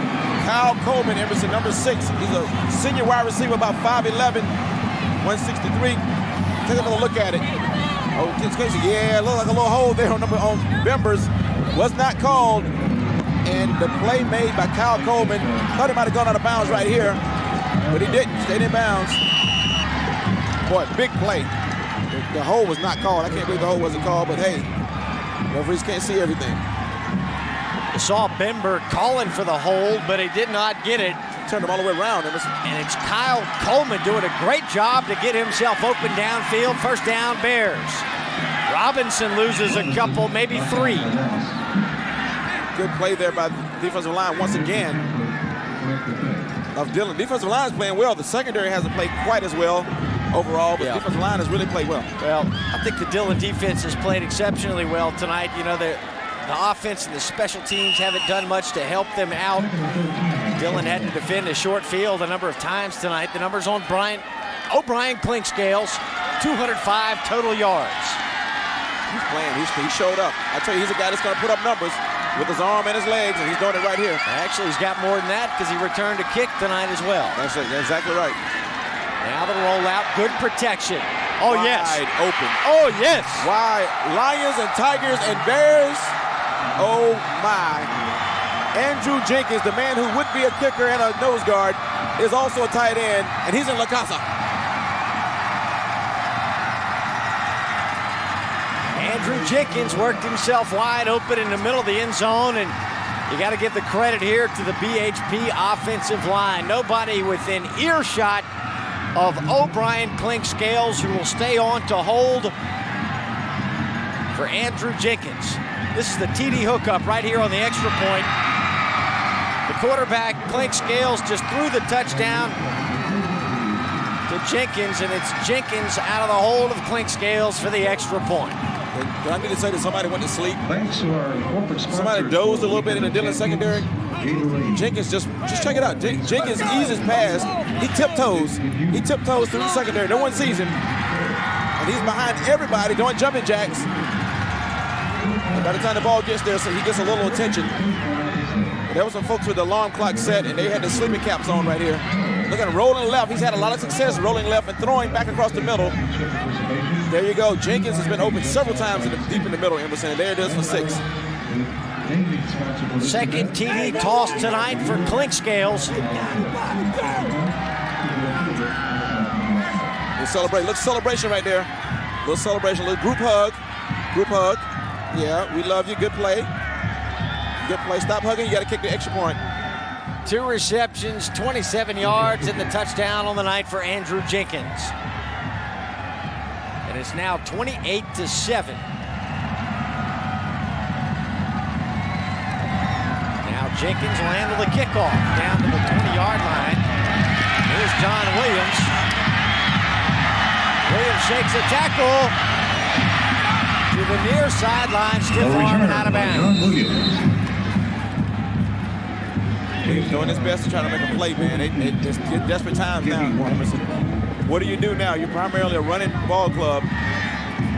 What do you do now to put points on the board if you're Dillon? Well, Williams threw the 60-yard bomb. It was a 50-yard bomb to Bryn Williamson. I think he do more of the same. I think he tried to attack deep and soften him up. He still got time to run a little bit with the big back Benjamin. Dillon will go 4 wideouts. Kind of Williams in the slot. Emerson.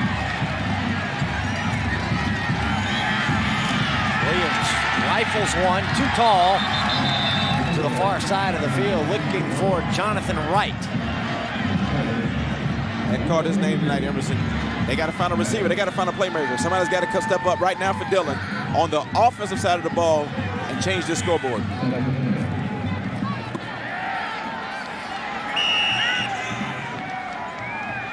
Well, we saw Sherraw rally from a 28-7 third quarter deficit in our third ball game today. That was earlier tonight. They rallied to take the lead, wound up falling to Broome in the Class 2A championship. Let's see if Dillon can do the same. Incomplete pass. That was second down. Intended for number 9, Bryn Williamson. He caught the 50-yard bomb from Williams, who might be a little bit shaken up. That should have been this should have been an easy play right here. He's a little frustrated. Watch, he's hurting. Oh yeah, he's frustrated and in pain right now. That's a double negative if I've ever seen one right there. Not a good day at the office right now for John Williams. That is the throwing arm of John Williams. Now Coward comes back in the ball game, Emerson, because they need somebody's got to be able to throw the football now. Number 7 is Coward. He's going to go behind center in shotgun formation now. Coward started the night at quarterback. Was pulled in favor of John Williams. Now Coward back in. He's thrown 13 touchdowns this year. Incomplete for Williamson once again, who appeared to be open. Different quarterback, same result. Check out the shot here. They pass it out. They have equal opportunity pain distributors at BHP. They had something for Williams, and they got a little something for Coward, too. Here you go. Oh, they missed him. They came after him, though. Yeah, he's frustrated. Now he's frustrated as well, though. Different quarterback, same result. He was open, Emerson, on both of the last 2 plays. Bring up 4th down, and the Bears defense continues to get the job done. They gave up the one big play And with that one exception, they have been terrific. Bad snap on the punt, but they get it away. And a backward bounce. More good field position for Belton Honea Path. As we are down to 1:24 left in the third quarter.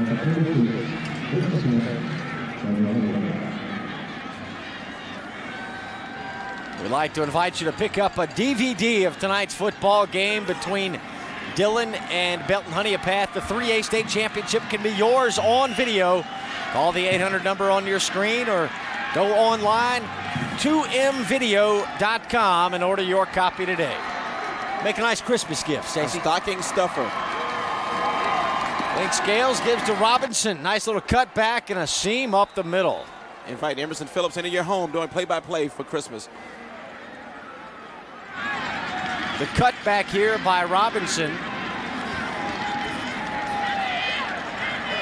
Emerson, you got a minute left in the third quarter. Not too late for Dillon, but they can't do anything without the rock. They need the football. That's why we're out here for that little brown thing out there at midfield. Dillon needs the football. They need to capitalize when they get it, Emerson. Let's go, right there, right there. Ryan Clinkscales. Chase Robinson. Big run. Flags are down, however. Possible face mask, I thought, in the hold, but it may be a hold as well, Emerson. Either hold on BHP or a face mask. And they're indicating, Kendall Williams indicating hold. That is the preliminary indication, hold on BHP. Take a look at it right here. The hold on the offensive line right there. It looks like right there, you couldn't see it, right just at the bottom of your screen, there was a hold. And it'll come back. Here's another look. Looks like to the left of your screen right there. 77 to 71, I'm not sure. 71 grabbed with the left hand, had a little hold. And they're gonna call it back. 71, Barry Humphreys headed to the Shrine Bowl. Committed to Clemson. He's a big one. Stacey, he's rated as high as the number 3 offensive lineman in the nation. Really? By some recruiting services. Back to the ground, Chase Robinson, how about that pirouette? Wow, nice move, I'm impressed. Chase Robinson showing why he gets a lot of accolades all during the year, and a 1,000-yard rusher as well. Offensive line is now really kind of smelling themselves. They're filling their oats now, and they're firing up the ball. Robinson getting lathered up now, Stacey. Yes, he is. I think you're going to see a full dose of Robinson the rest of the ball game, Emerson.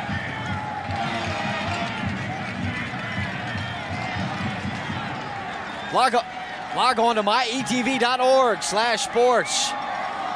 If you're interested in watching one of our rebroadcasts from the weekend of champions, that'll be coming up all week. You can go online to myetv.org/sports. Everything you need to know about ETV Sports at myetv.org/sports. But we're afraid to ask. That'll bring us to the end of the third quarter. Belton Honea Path leads Dillon 28-7 in the Class 3A state championship game. And we're back with the final 12 minutes of action from Williams-Brice in Columbia right after this. We'll have 2 cheeseburgers. We've shut down the grill. You can order from our late night menu. What's on it? Nothing I'd eat. At Wendy's, our hamburgers are always made fresh, so don't settle for less. Hey, if you're going to Wendy's, bring me back a Frosty.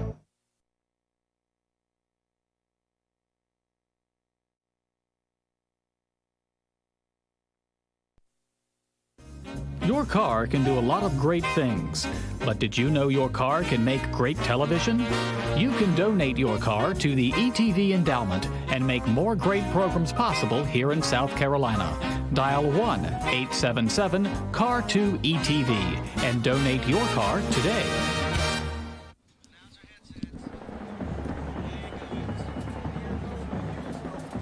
Start of the fourth quarter in the 5th and final ball game of the Southland Log Homes Weekend of Champions.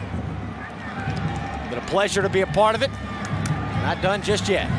Chase Robinson spinning again down to the 30. And a late flag from the secondary this time. That could be a face mask, Emerson. That, from where that judge was, it's going to be something on the defense there late. It's got to do with the tackle. Chase Robinson's getting into the pirouette mode right now. He's a whirling dervish. I'm not sure what a dervish, never known what a dervish was, but that's close probably what he's doing right there. What is it, dervish? Something like a centurion? I don't know if it looks anything like that Centurion mascot. That thing was hideous, was it not? I would have bad dreams about that tonight. Face man on the defense. Well, maybe they can take some of the revenues from the playoffs this year and get them a new mascot. Maybe so. Look at that spin right there. A little penalty right there at the end of the play, and Dillon can't afford that, man. 1 quarter to play. They need to play a perfect 4th quarter to come back in this ball game. I want to credit the defense once again. The turnovers in the 1st quarter really set them back, and they were able to hold the score down much of the night.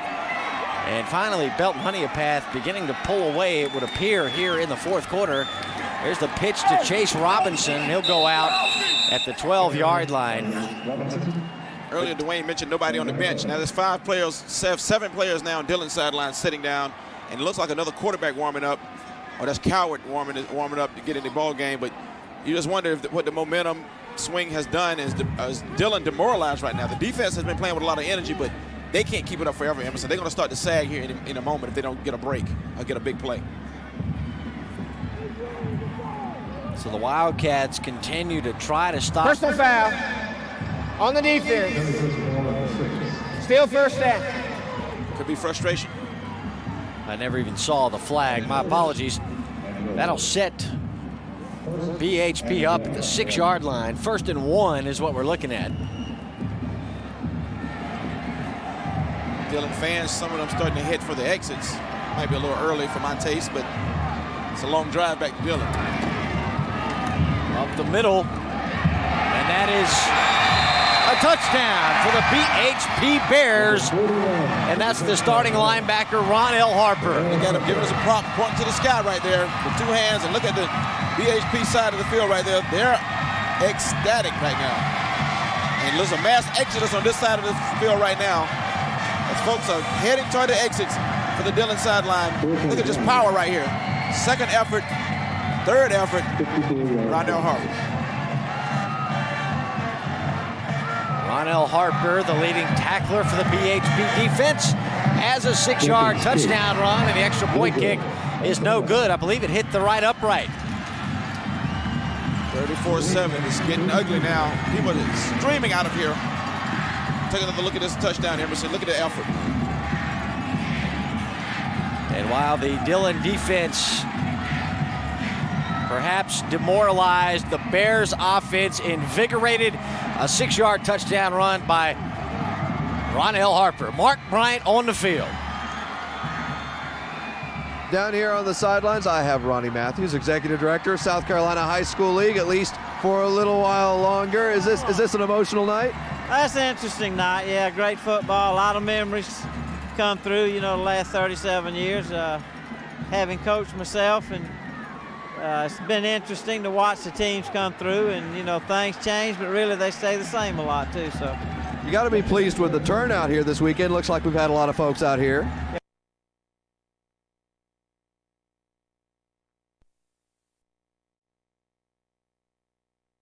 I think a rough estimate about 32,000 paid, and we've probably put 45,000 through the turnstile. It's really been a great weekend. And that money goes to good places, right? It's not just disappearing. It's helping these schools out in the high school league. Oh yeah, each school that's participated this weekend will probably take home in the neighborhood of $20,000 each. And not only do we have a point you made before we came on the air, not only do we have the best teams out here, we have the best officiating crews from around the state going out here as well. And I think they've done a pretty good job, don't you? Yeah, I've been very pleased. I've been really pleased with the sportsmanship of the teams. They played hard, aggressive, which is what football's about, but they played very clean football. The games themselves have given you a pretty good weekend of champions, I dare say. Been some interesting ones. This one has been back and forth. And then the Broome game, and was so interesting with Sherrall. Back and forth. Looked like Broome had it won. Sherrall came back and tied it, and it's been great. It's been a great weekend. How would you say the partnership with ETV has helped you guys with the weekend of champions? Well, I think it's added a great dimension to that. I think if you want to call it a product, it's gotten the product out there in homes, and I think people can see really the importance of high school athletics and just what these coaches are teaching these young men. Well, Ronnie, thank you so much for your time. We appreciate you. Enjoy the fourth quarter of the last ball game. All right, back upstairs to you, Emerson. All right, thank you, Mark. Stacey, you touched on it earlier. Ronnie Matthews has been very media-friendly with regards to the way he's run the high school league. And incomplete pass. That was 2nd and 10 for Dillon. We've got 11 minutes left. And Ronnie Matthews was instrumental in the marriage between the high school league and ETV. And really those two, Ronnie Matthews and the high school league and ETV, came together, and it's just a perfect fit. It is. There's no doubt about it. That's going to be a big part of Ronnie Matthews' legacy as he's the outgoing executive director. And when people look back on his tenure, they're going to look at the media deals he made and things he put in place. And like you said, his marriage, it's a perfect marriage. Football and TV, high school sports in general in the state of South Carolina is huge. And I think it's just great to expose the kids that are doing good things and not out doing bad things in the streets. They're organized playing sports. Yeah, these young men deserve a lot of recognition, a lot of positive recognition. Here's a completed pass. And the Wildcats get Rangel Moore, junior wide receiver, with a first down grab. First time he's caught the ball all day. It looks like a pretty good athlete, though. Let's take another look at it. Gonna look right. Couple step, little pump fake. Breaks the tackle. Coward, a little determination. There's sidearm throw. Receiver breaks through the secondary, and of course, the first down stops the clock for Dillon High School. They stop the clock to move the chains, and once everything is set up, they roll the clock again. Here's Coward firing deep, and that's out of the reach and out of bounds. Looking for Kendall Williams. Looking for Kendall Williams or that little boy. It's a little boy on the sideline over there. I think he had a shot to catch that.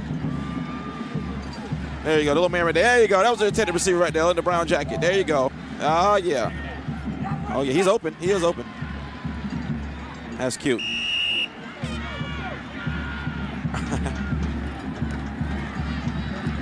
Done a good job with camera work all weekend long here. Has the production team of ETV Sports. You're exactly right. Our crew is first rate. Here's Dillon. Emmanuel Benjamin to the 29-yard line. 4 yards for Benjamin. Stacey, the Wildcats still doing everything they can here. Yeah, when you get to the championship game, you're a team that does not give up. You don't get this far being a team that quits and you're undefeated. They don't accept losing very lightly. They don't know how to act and lose a game. They know how to play straight ahead all the time. And this is a Dillon football team with a 14-0 record, and those 14 wins are a new school record. No team in Dillon history has won 14 games except for this club you're watching right now wearing black. Here's Coward. Got a catch at the 20-yard line. That'll move the sticks. And it's Kendall Williams once again. Stacey, you listen to Jackie Hayes talk about his ball club, and one of the things that he's maintained all week long is that this Dillon team may not be the most talented team he's ever had. Right. He's had some awfully good football teams. They played for the state title in 1999. That's right, remember that? Came up oh so short, just ever so slightly short back in 1999 to winning it then, but Jackie Hayes will tell you this might not be the most talented team we have, but he said coming into the game that this team wants it more than any team he's ever had. And here's why, Emerson, I just counted. There's 17 seniors that start on this team.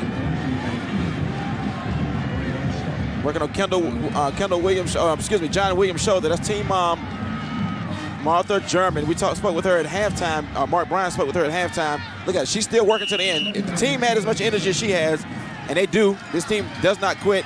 This is where it comes from. People like the team mom down there still digging it out in the cold weather. But this team has 17 seniors, Emerson.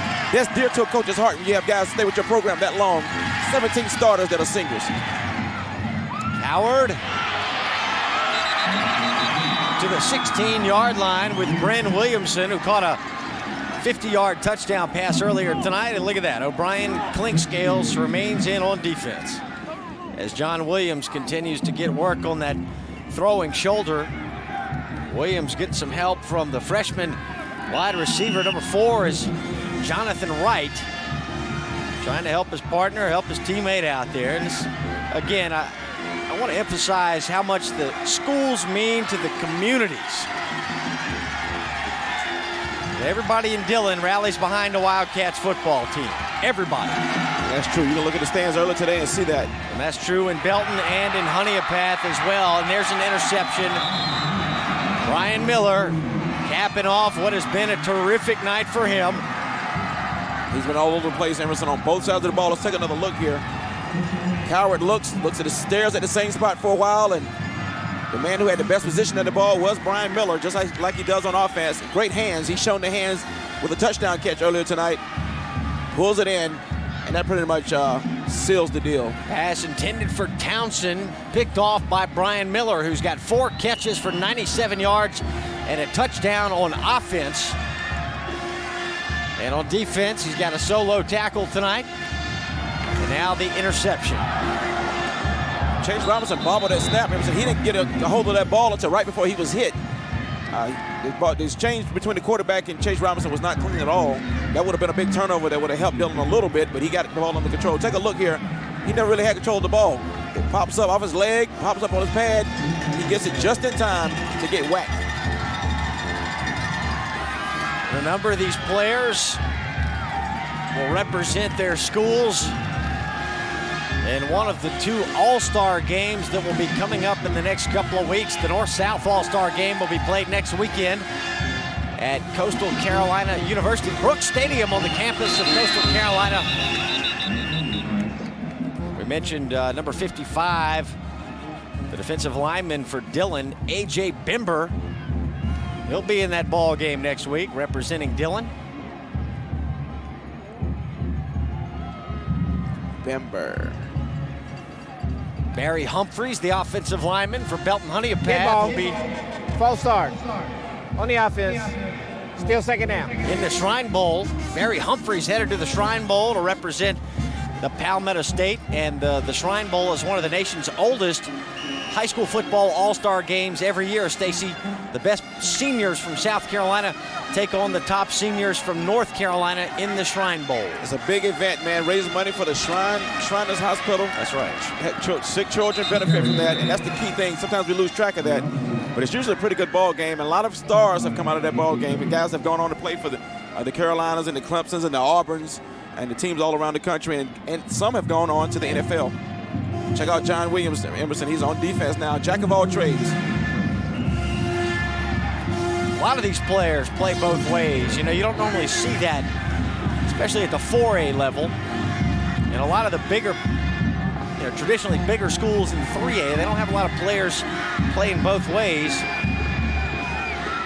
Both of these teams do. Yeah, they do. And as Wayne Green said, as the year went on, he found a need to do that. He was the best guys out there.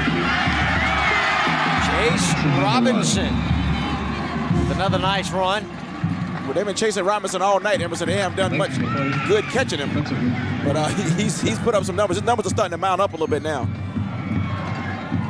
He's over 50 yards rushing, but 23 yards. But he's done a good job of keeping everybody honest. That's how the play action has worked on Clean Scales passes on those touchdowns. Just enough to keep him honest. 24 carries tonight for the BHP junior, Chase Robinson, and there's the quarterback, a senior, O'Brien Clinkscales. He's a North-South All-Star as well, although he'll play defensive back in the North-South All-Star game because he is a two-way player for BHP. Exactly right. And probably if he goes to the next level, when he goes to the next level, he may be on the defensive side of the ball. So that's good for him. He's a slim young man. He can put on some weight. Stacey, this may be his final game as a quarterback, if in fact he is moved to defense. But for his efforts and for the efforts of his teammates, O'Brien Clinkscales will have a ring that reads 2004 state champions, Belton Honea Path Bears. I think you're right. And you know what? He's a big integral part of that. I've kind of followed this team during the season, Emerson. He's saved their bacon a few times during the season. And Clinkscales is a guy, he along with Chase Robinson, has made plays when they had to be made. And tonight is no different. I mean, through the air, he got it done. I mean, he found guys open. He got the ball to him and threw some crisp passes earlier. And they just kind of put Dillon on their heels. And if Dillon never really recovered their secondary, they never recovered from their early onslaught by BHP. And it will soon be celebration time for those two men right there. The man on your right is Belton Honea Path head coach Wayne Green. 19 years as a head football coach. This will be the 144th win of his career. None bigger than this one. No doubt. A ring, when a ring is involved, it don't mean a thing if it ain't got that ring. And BHP is taking one back to the upstate. A-Town, Anderson County representing right here, and they're not moving. They're still in the stands. They're not leaving. They want to stay here for the celebration. BHP will punt it away here on 4th down with 5:34 to play. How about Wayne Green's record at BHP? This is his 5th year, and after tonight, he'll be 53-10. Wow. Once again, that deserves a wow. Wayne Green's a good coach, man. I enjoy talking to him this week. He lives football. He loves it. And he's one of those football coaching lifers. And that's what you get. You see that record right there, Emerson. And then he's got a ring to go with it now. So. And did he have his team ready to play tonight? Yes, he had them ready to play. No doubt about it. I should say so. They'd had a size disadvantage, Emerson, but we knew they were quicker. And they showed up. Quickness a lot of times defeats size in football. When they came out, held Dillon to 3 and out. And then they went on an 11-play, 77-yard drive to begin the ball game. Took a 7-0 lead. And then they forced consecutive Dillon fumbles. Actually, Dillon turned it over on their next 3 possessions. 2 fumbles and an interception. And that helped BHP to the 14-0 halftime lead. In fact, there's a sack by the Bears defense. Coward goes down. Hopefully BHP will get a lot of folks into the ball game here. Both teams need to get folks in the ball game here. Stacey, these young men to practice hard all year long. A lot of them don't get a lot of playing time. What an opportunity to set foot on the field during a game at Williams-Brice Stadium, the finest outdoor venue in South Carolina. No doubt about it, Emerson. Finest, very finest. Out there on the logo, you're right. These kids, it's all what it's all about. It starts in August, and it culminates right here December 4th, just a few weeks away from Christmas. So it's a long season. And these kids, some of them will never get to play football again, organized football again. I think everybody on the team should be able to play in these last few minutes. Stacey, that Carolina logo right there was painted fresh at the start of the weekend. It's been trampled across so much over the last 2 days, and it's a little bit faded. Yeah, it's been faded. It's been run off. Like some of my old T-shirts from when I was at Carolina, it looks about like that. The C is a little gray when it used to be black.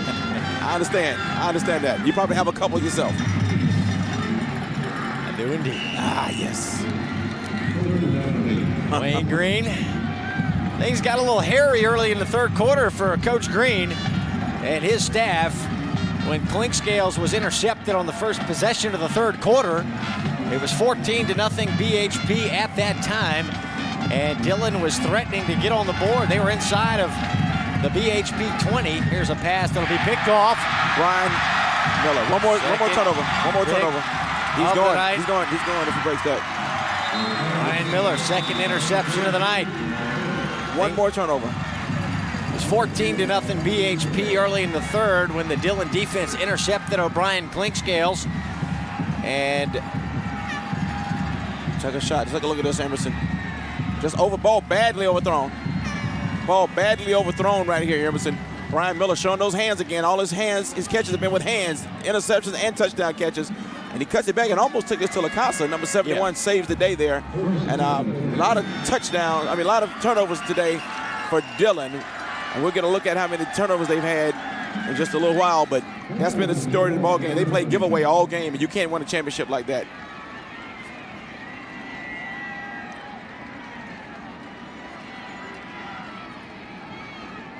.335 to play.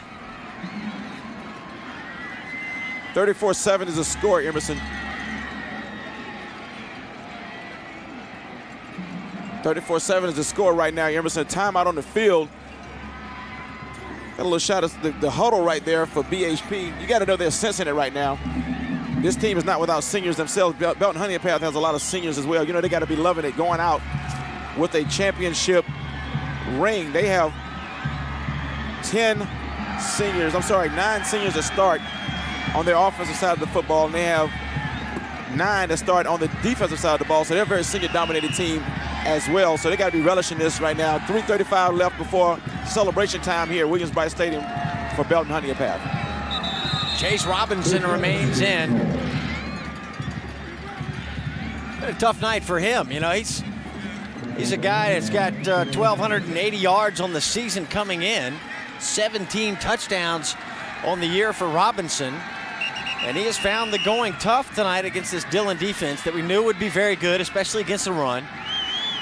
But I think his presence, talking about Chase Robinson, has been enough to hold, to force some respect from the Dillon defense, and that's what has opened things up in the passing game for O'Brien Clinkscales and Brian Miller and Travis Jackson. How about Travis Jackson tonight? Big game, big game. But, you're right. It's been a frustrating day, but Chase Robinson will take it because in order to stop him, they had to give up something, and they gave up the deep pass. And I think he'll take that. When he puts his ring on, he'll take that. He'll take the 65 yards with that. Second down, it'll be Robinson again. Down to the 35-yard line. This kid is going to still end up with about 80 yards for the game, Emerson. He's going to run the ball. He'll probably run the ball the rest of the ball game. And his numbers won't look so bad at the end of the day. But like I say, he'll cherish the win either way because it was done through the air because of his play-action threat. Brown on the tackle for Dillon. A.J. Bimber, big night tonight for Dillon as we look at O'Brien Clinkscales. He'll play in the North-South All-Star game next week at Coastal. There's Oxendine again, a superb night for him, albeit in a losing effort. Oxendine came out like a house of fire at the start of the third quarter, Stacy, and he was in on a couple of big plays early in the third, right before Dillon came up with the interception. You can tell some guys respond to that halftime talk better than others. I can tell he took it to heart, and he came out trying to implement things that the coach told him. He was very intense, but it just wasn't meant to be tonight. Too many turnovers, too many problems on offense, and too much O'Brien Clinkscales through the air for Dillon tonight. You hear the roar. The Bears Nation. Bear Nation. Ready to begin celebrating. Celebrate good times. Now that is cool in the game right there. BHP is taking its final timeout. They're going to savor the moment here. Fourth down coming up. 4th and 4 from the Dillon 37.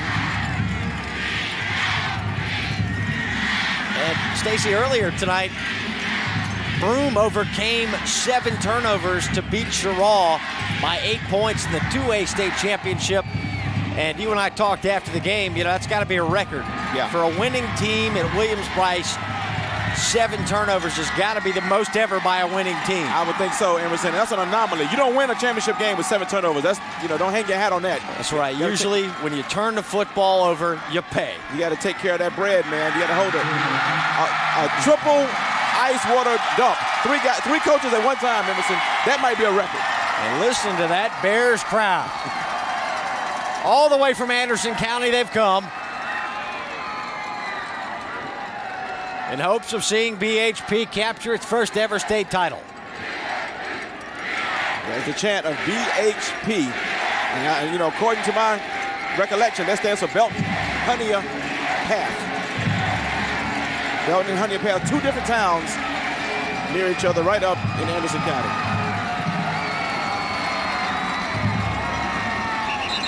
Dillon stops the Bears on 4th down.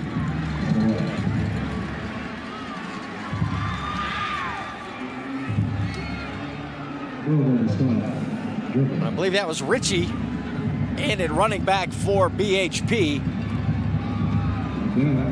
Next they'll be putting in Fonzie and Ralph Malf as well. Empty the benches right now. You saw. And Potsy. I'm sorry, I don't leave Potsy out.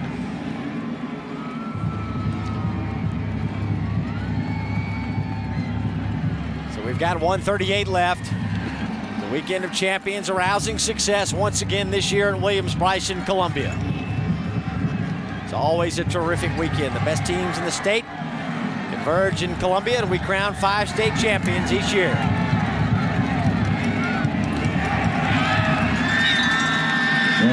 Number 20, Marshall Davis on another carry. There's Wayne Green. This guy named Marshall that plays for Dillon.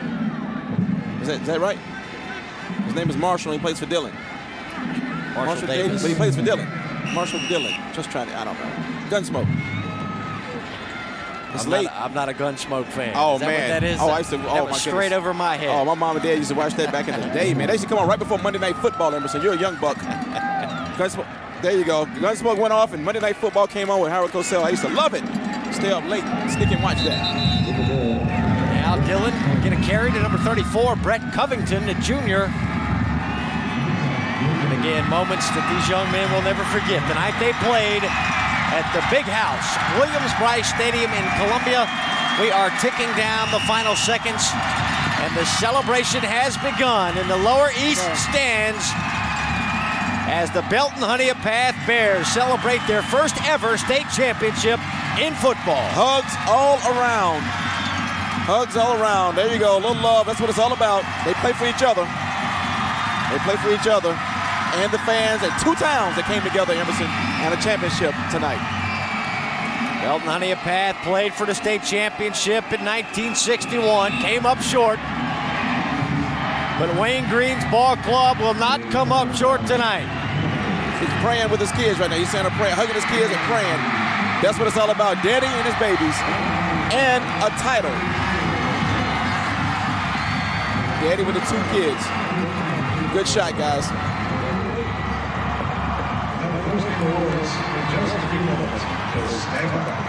The pictures tell the story.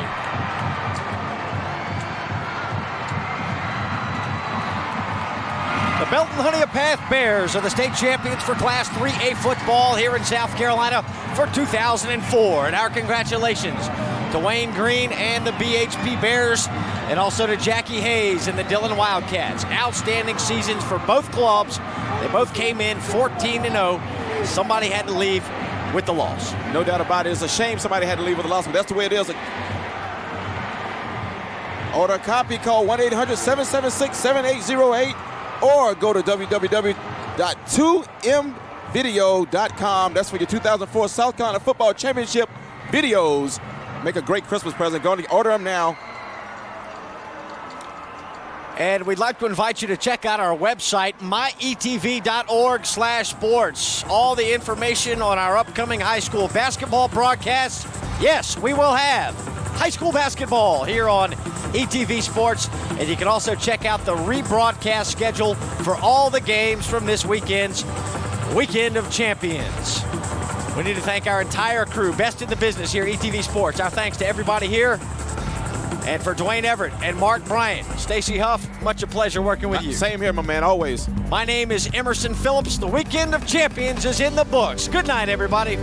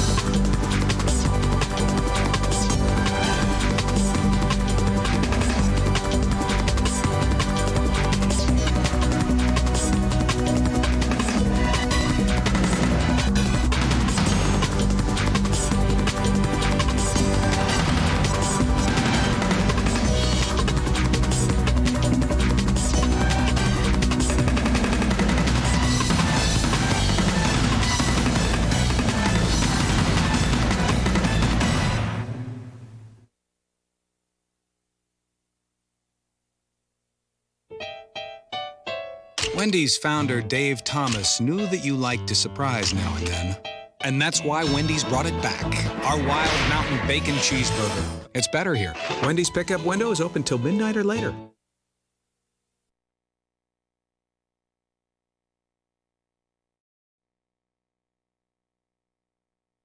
Of the state runners-up trophy to the Dillon Wildcats, Jerome Singleton, Associate Executive Director of the South Carolina High School League. Congratulations to each of you for a great year, a championship season. And congratulations on being lower state champions, Wildcats of Dillon.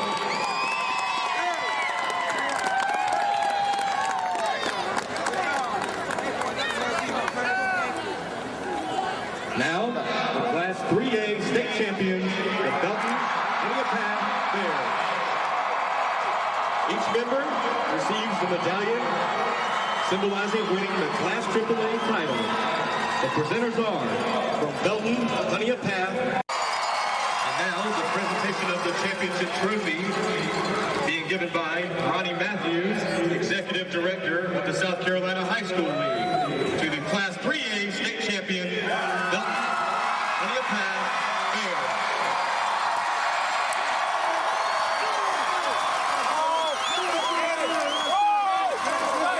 Thank you.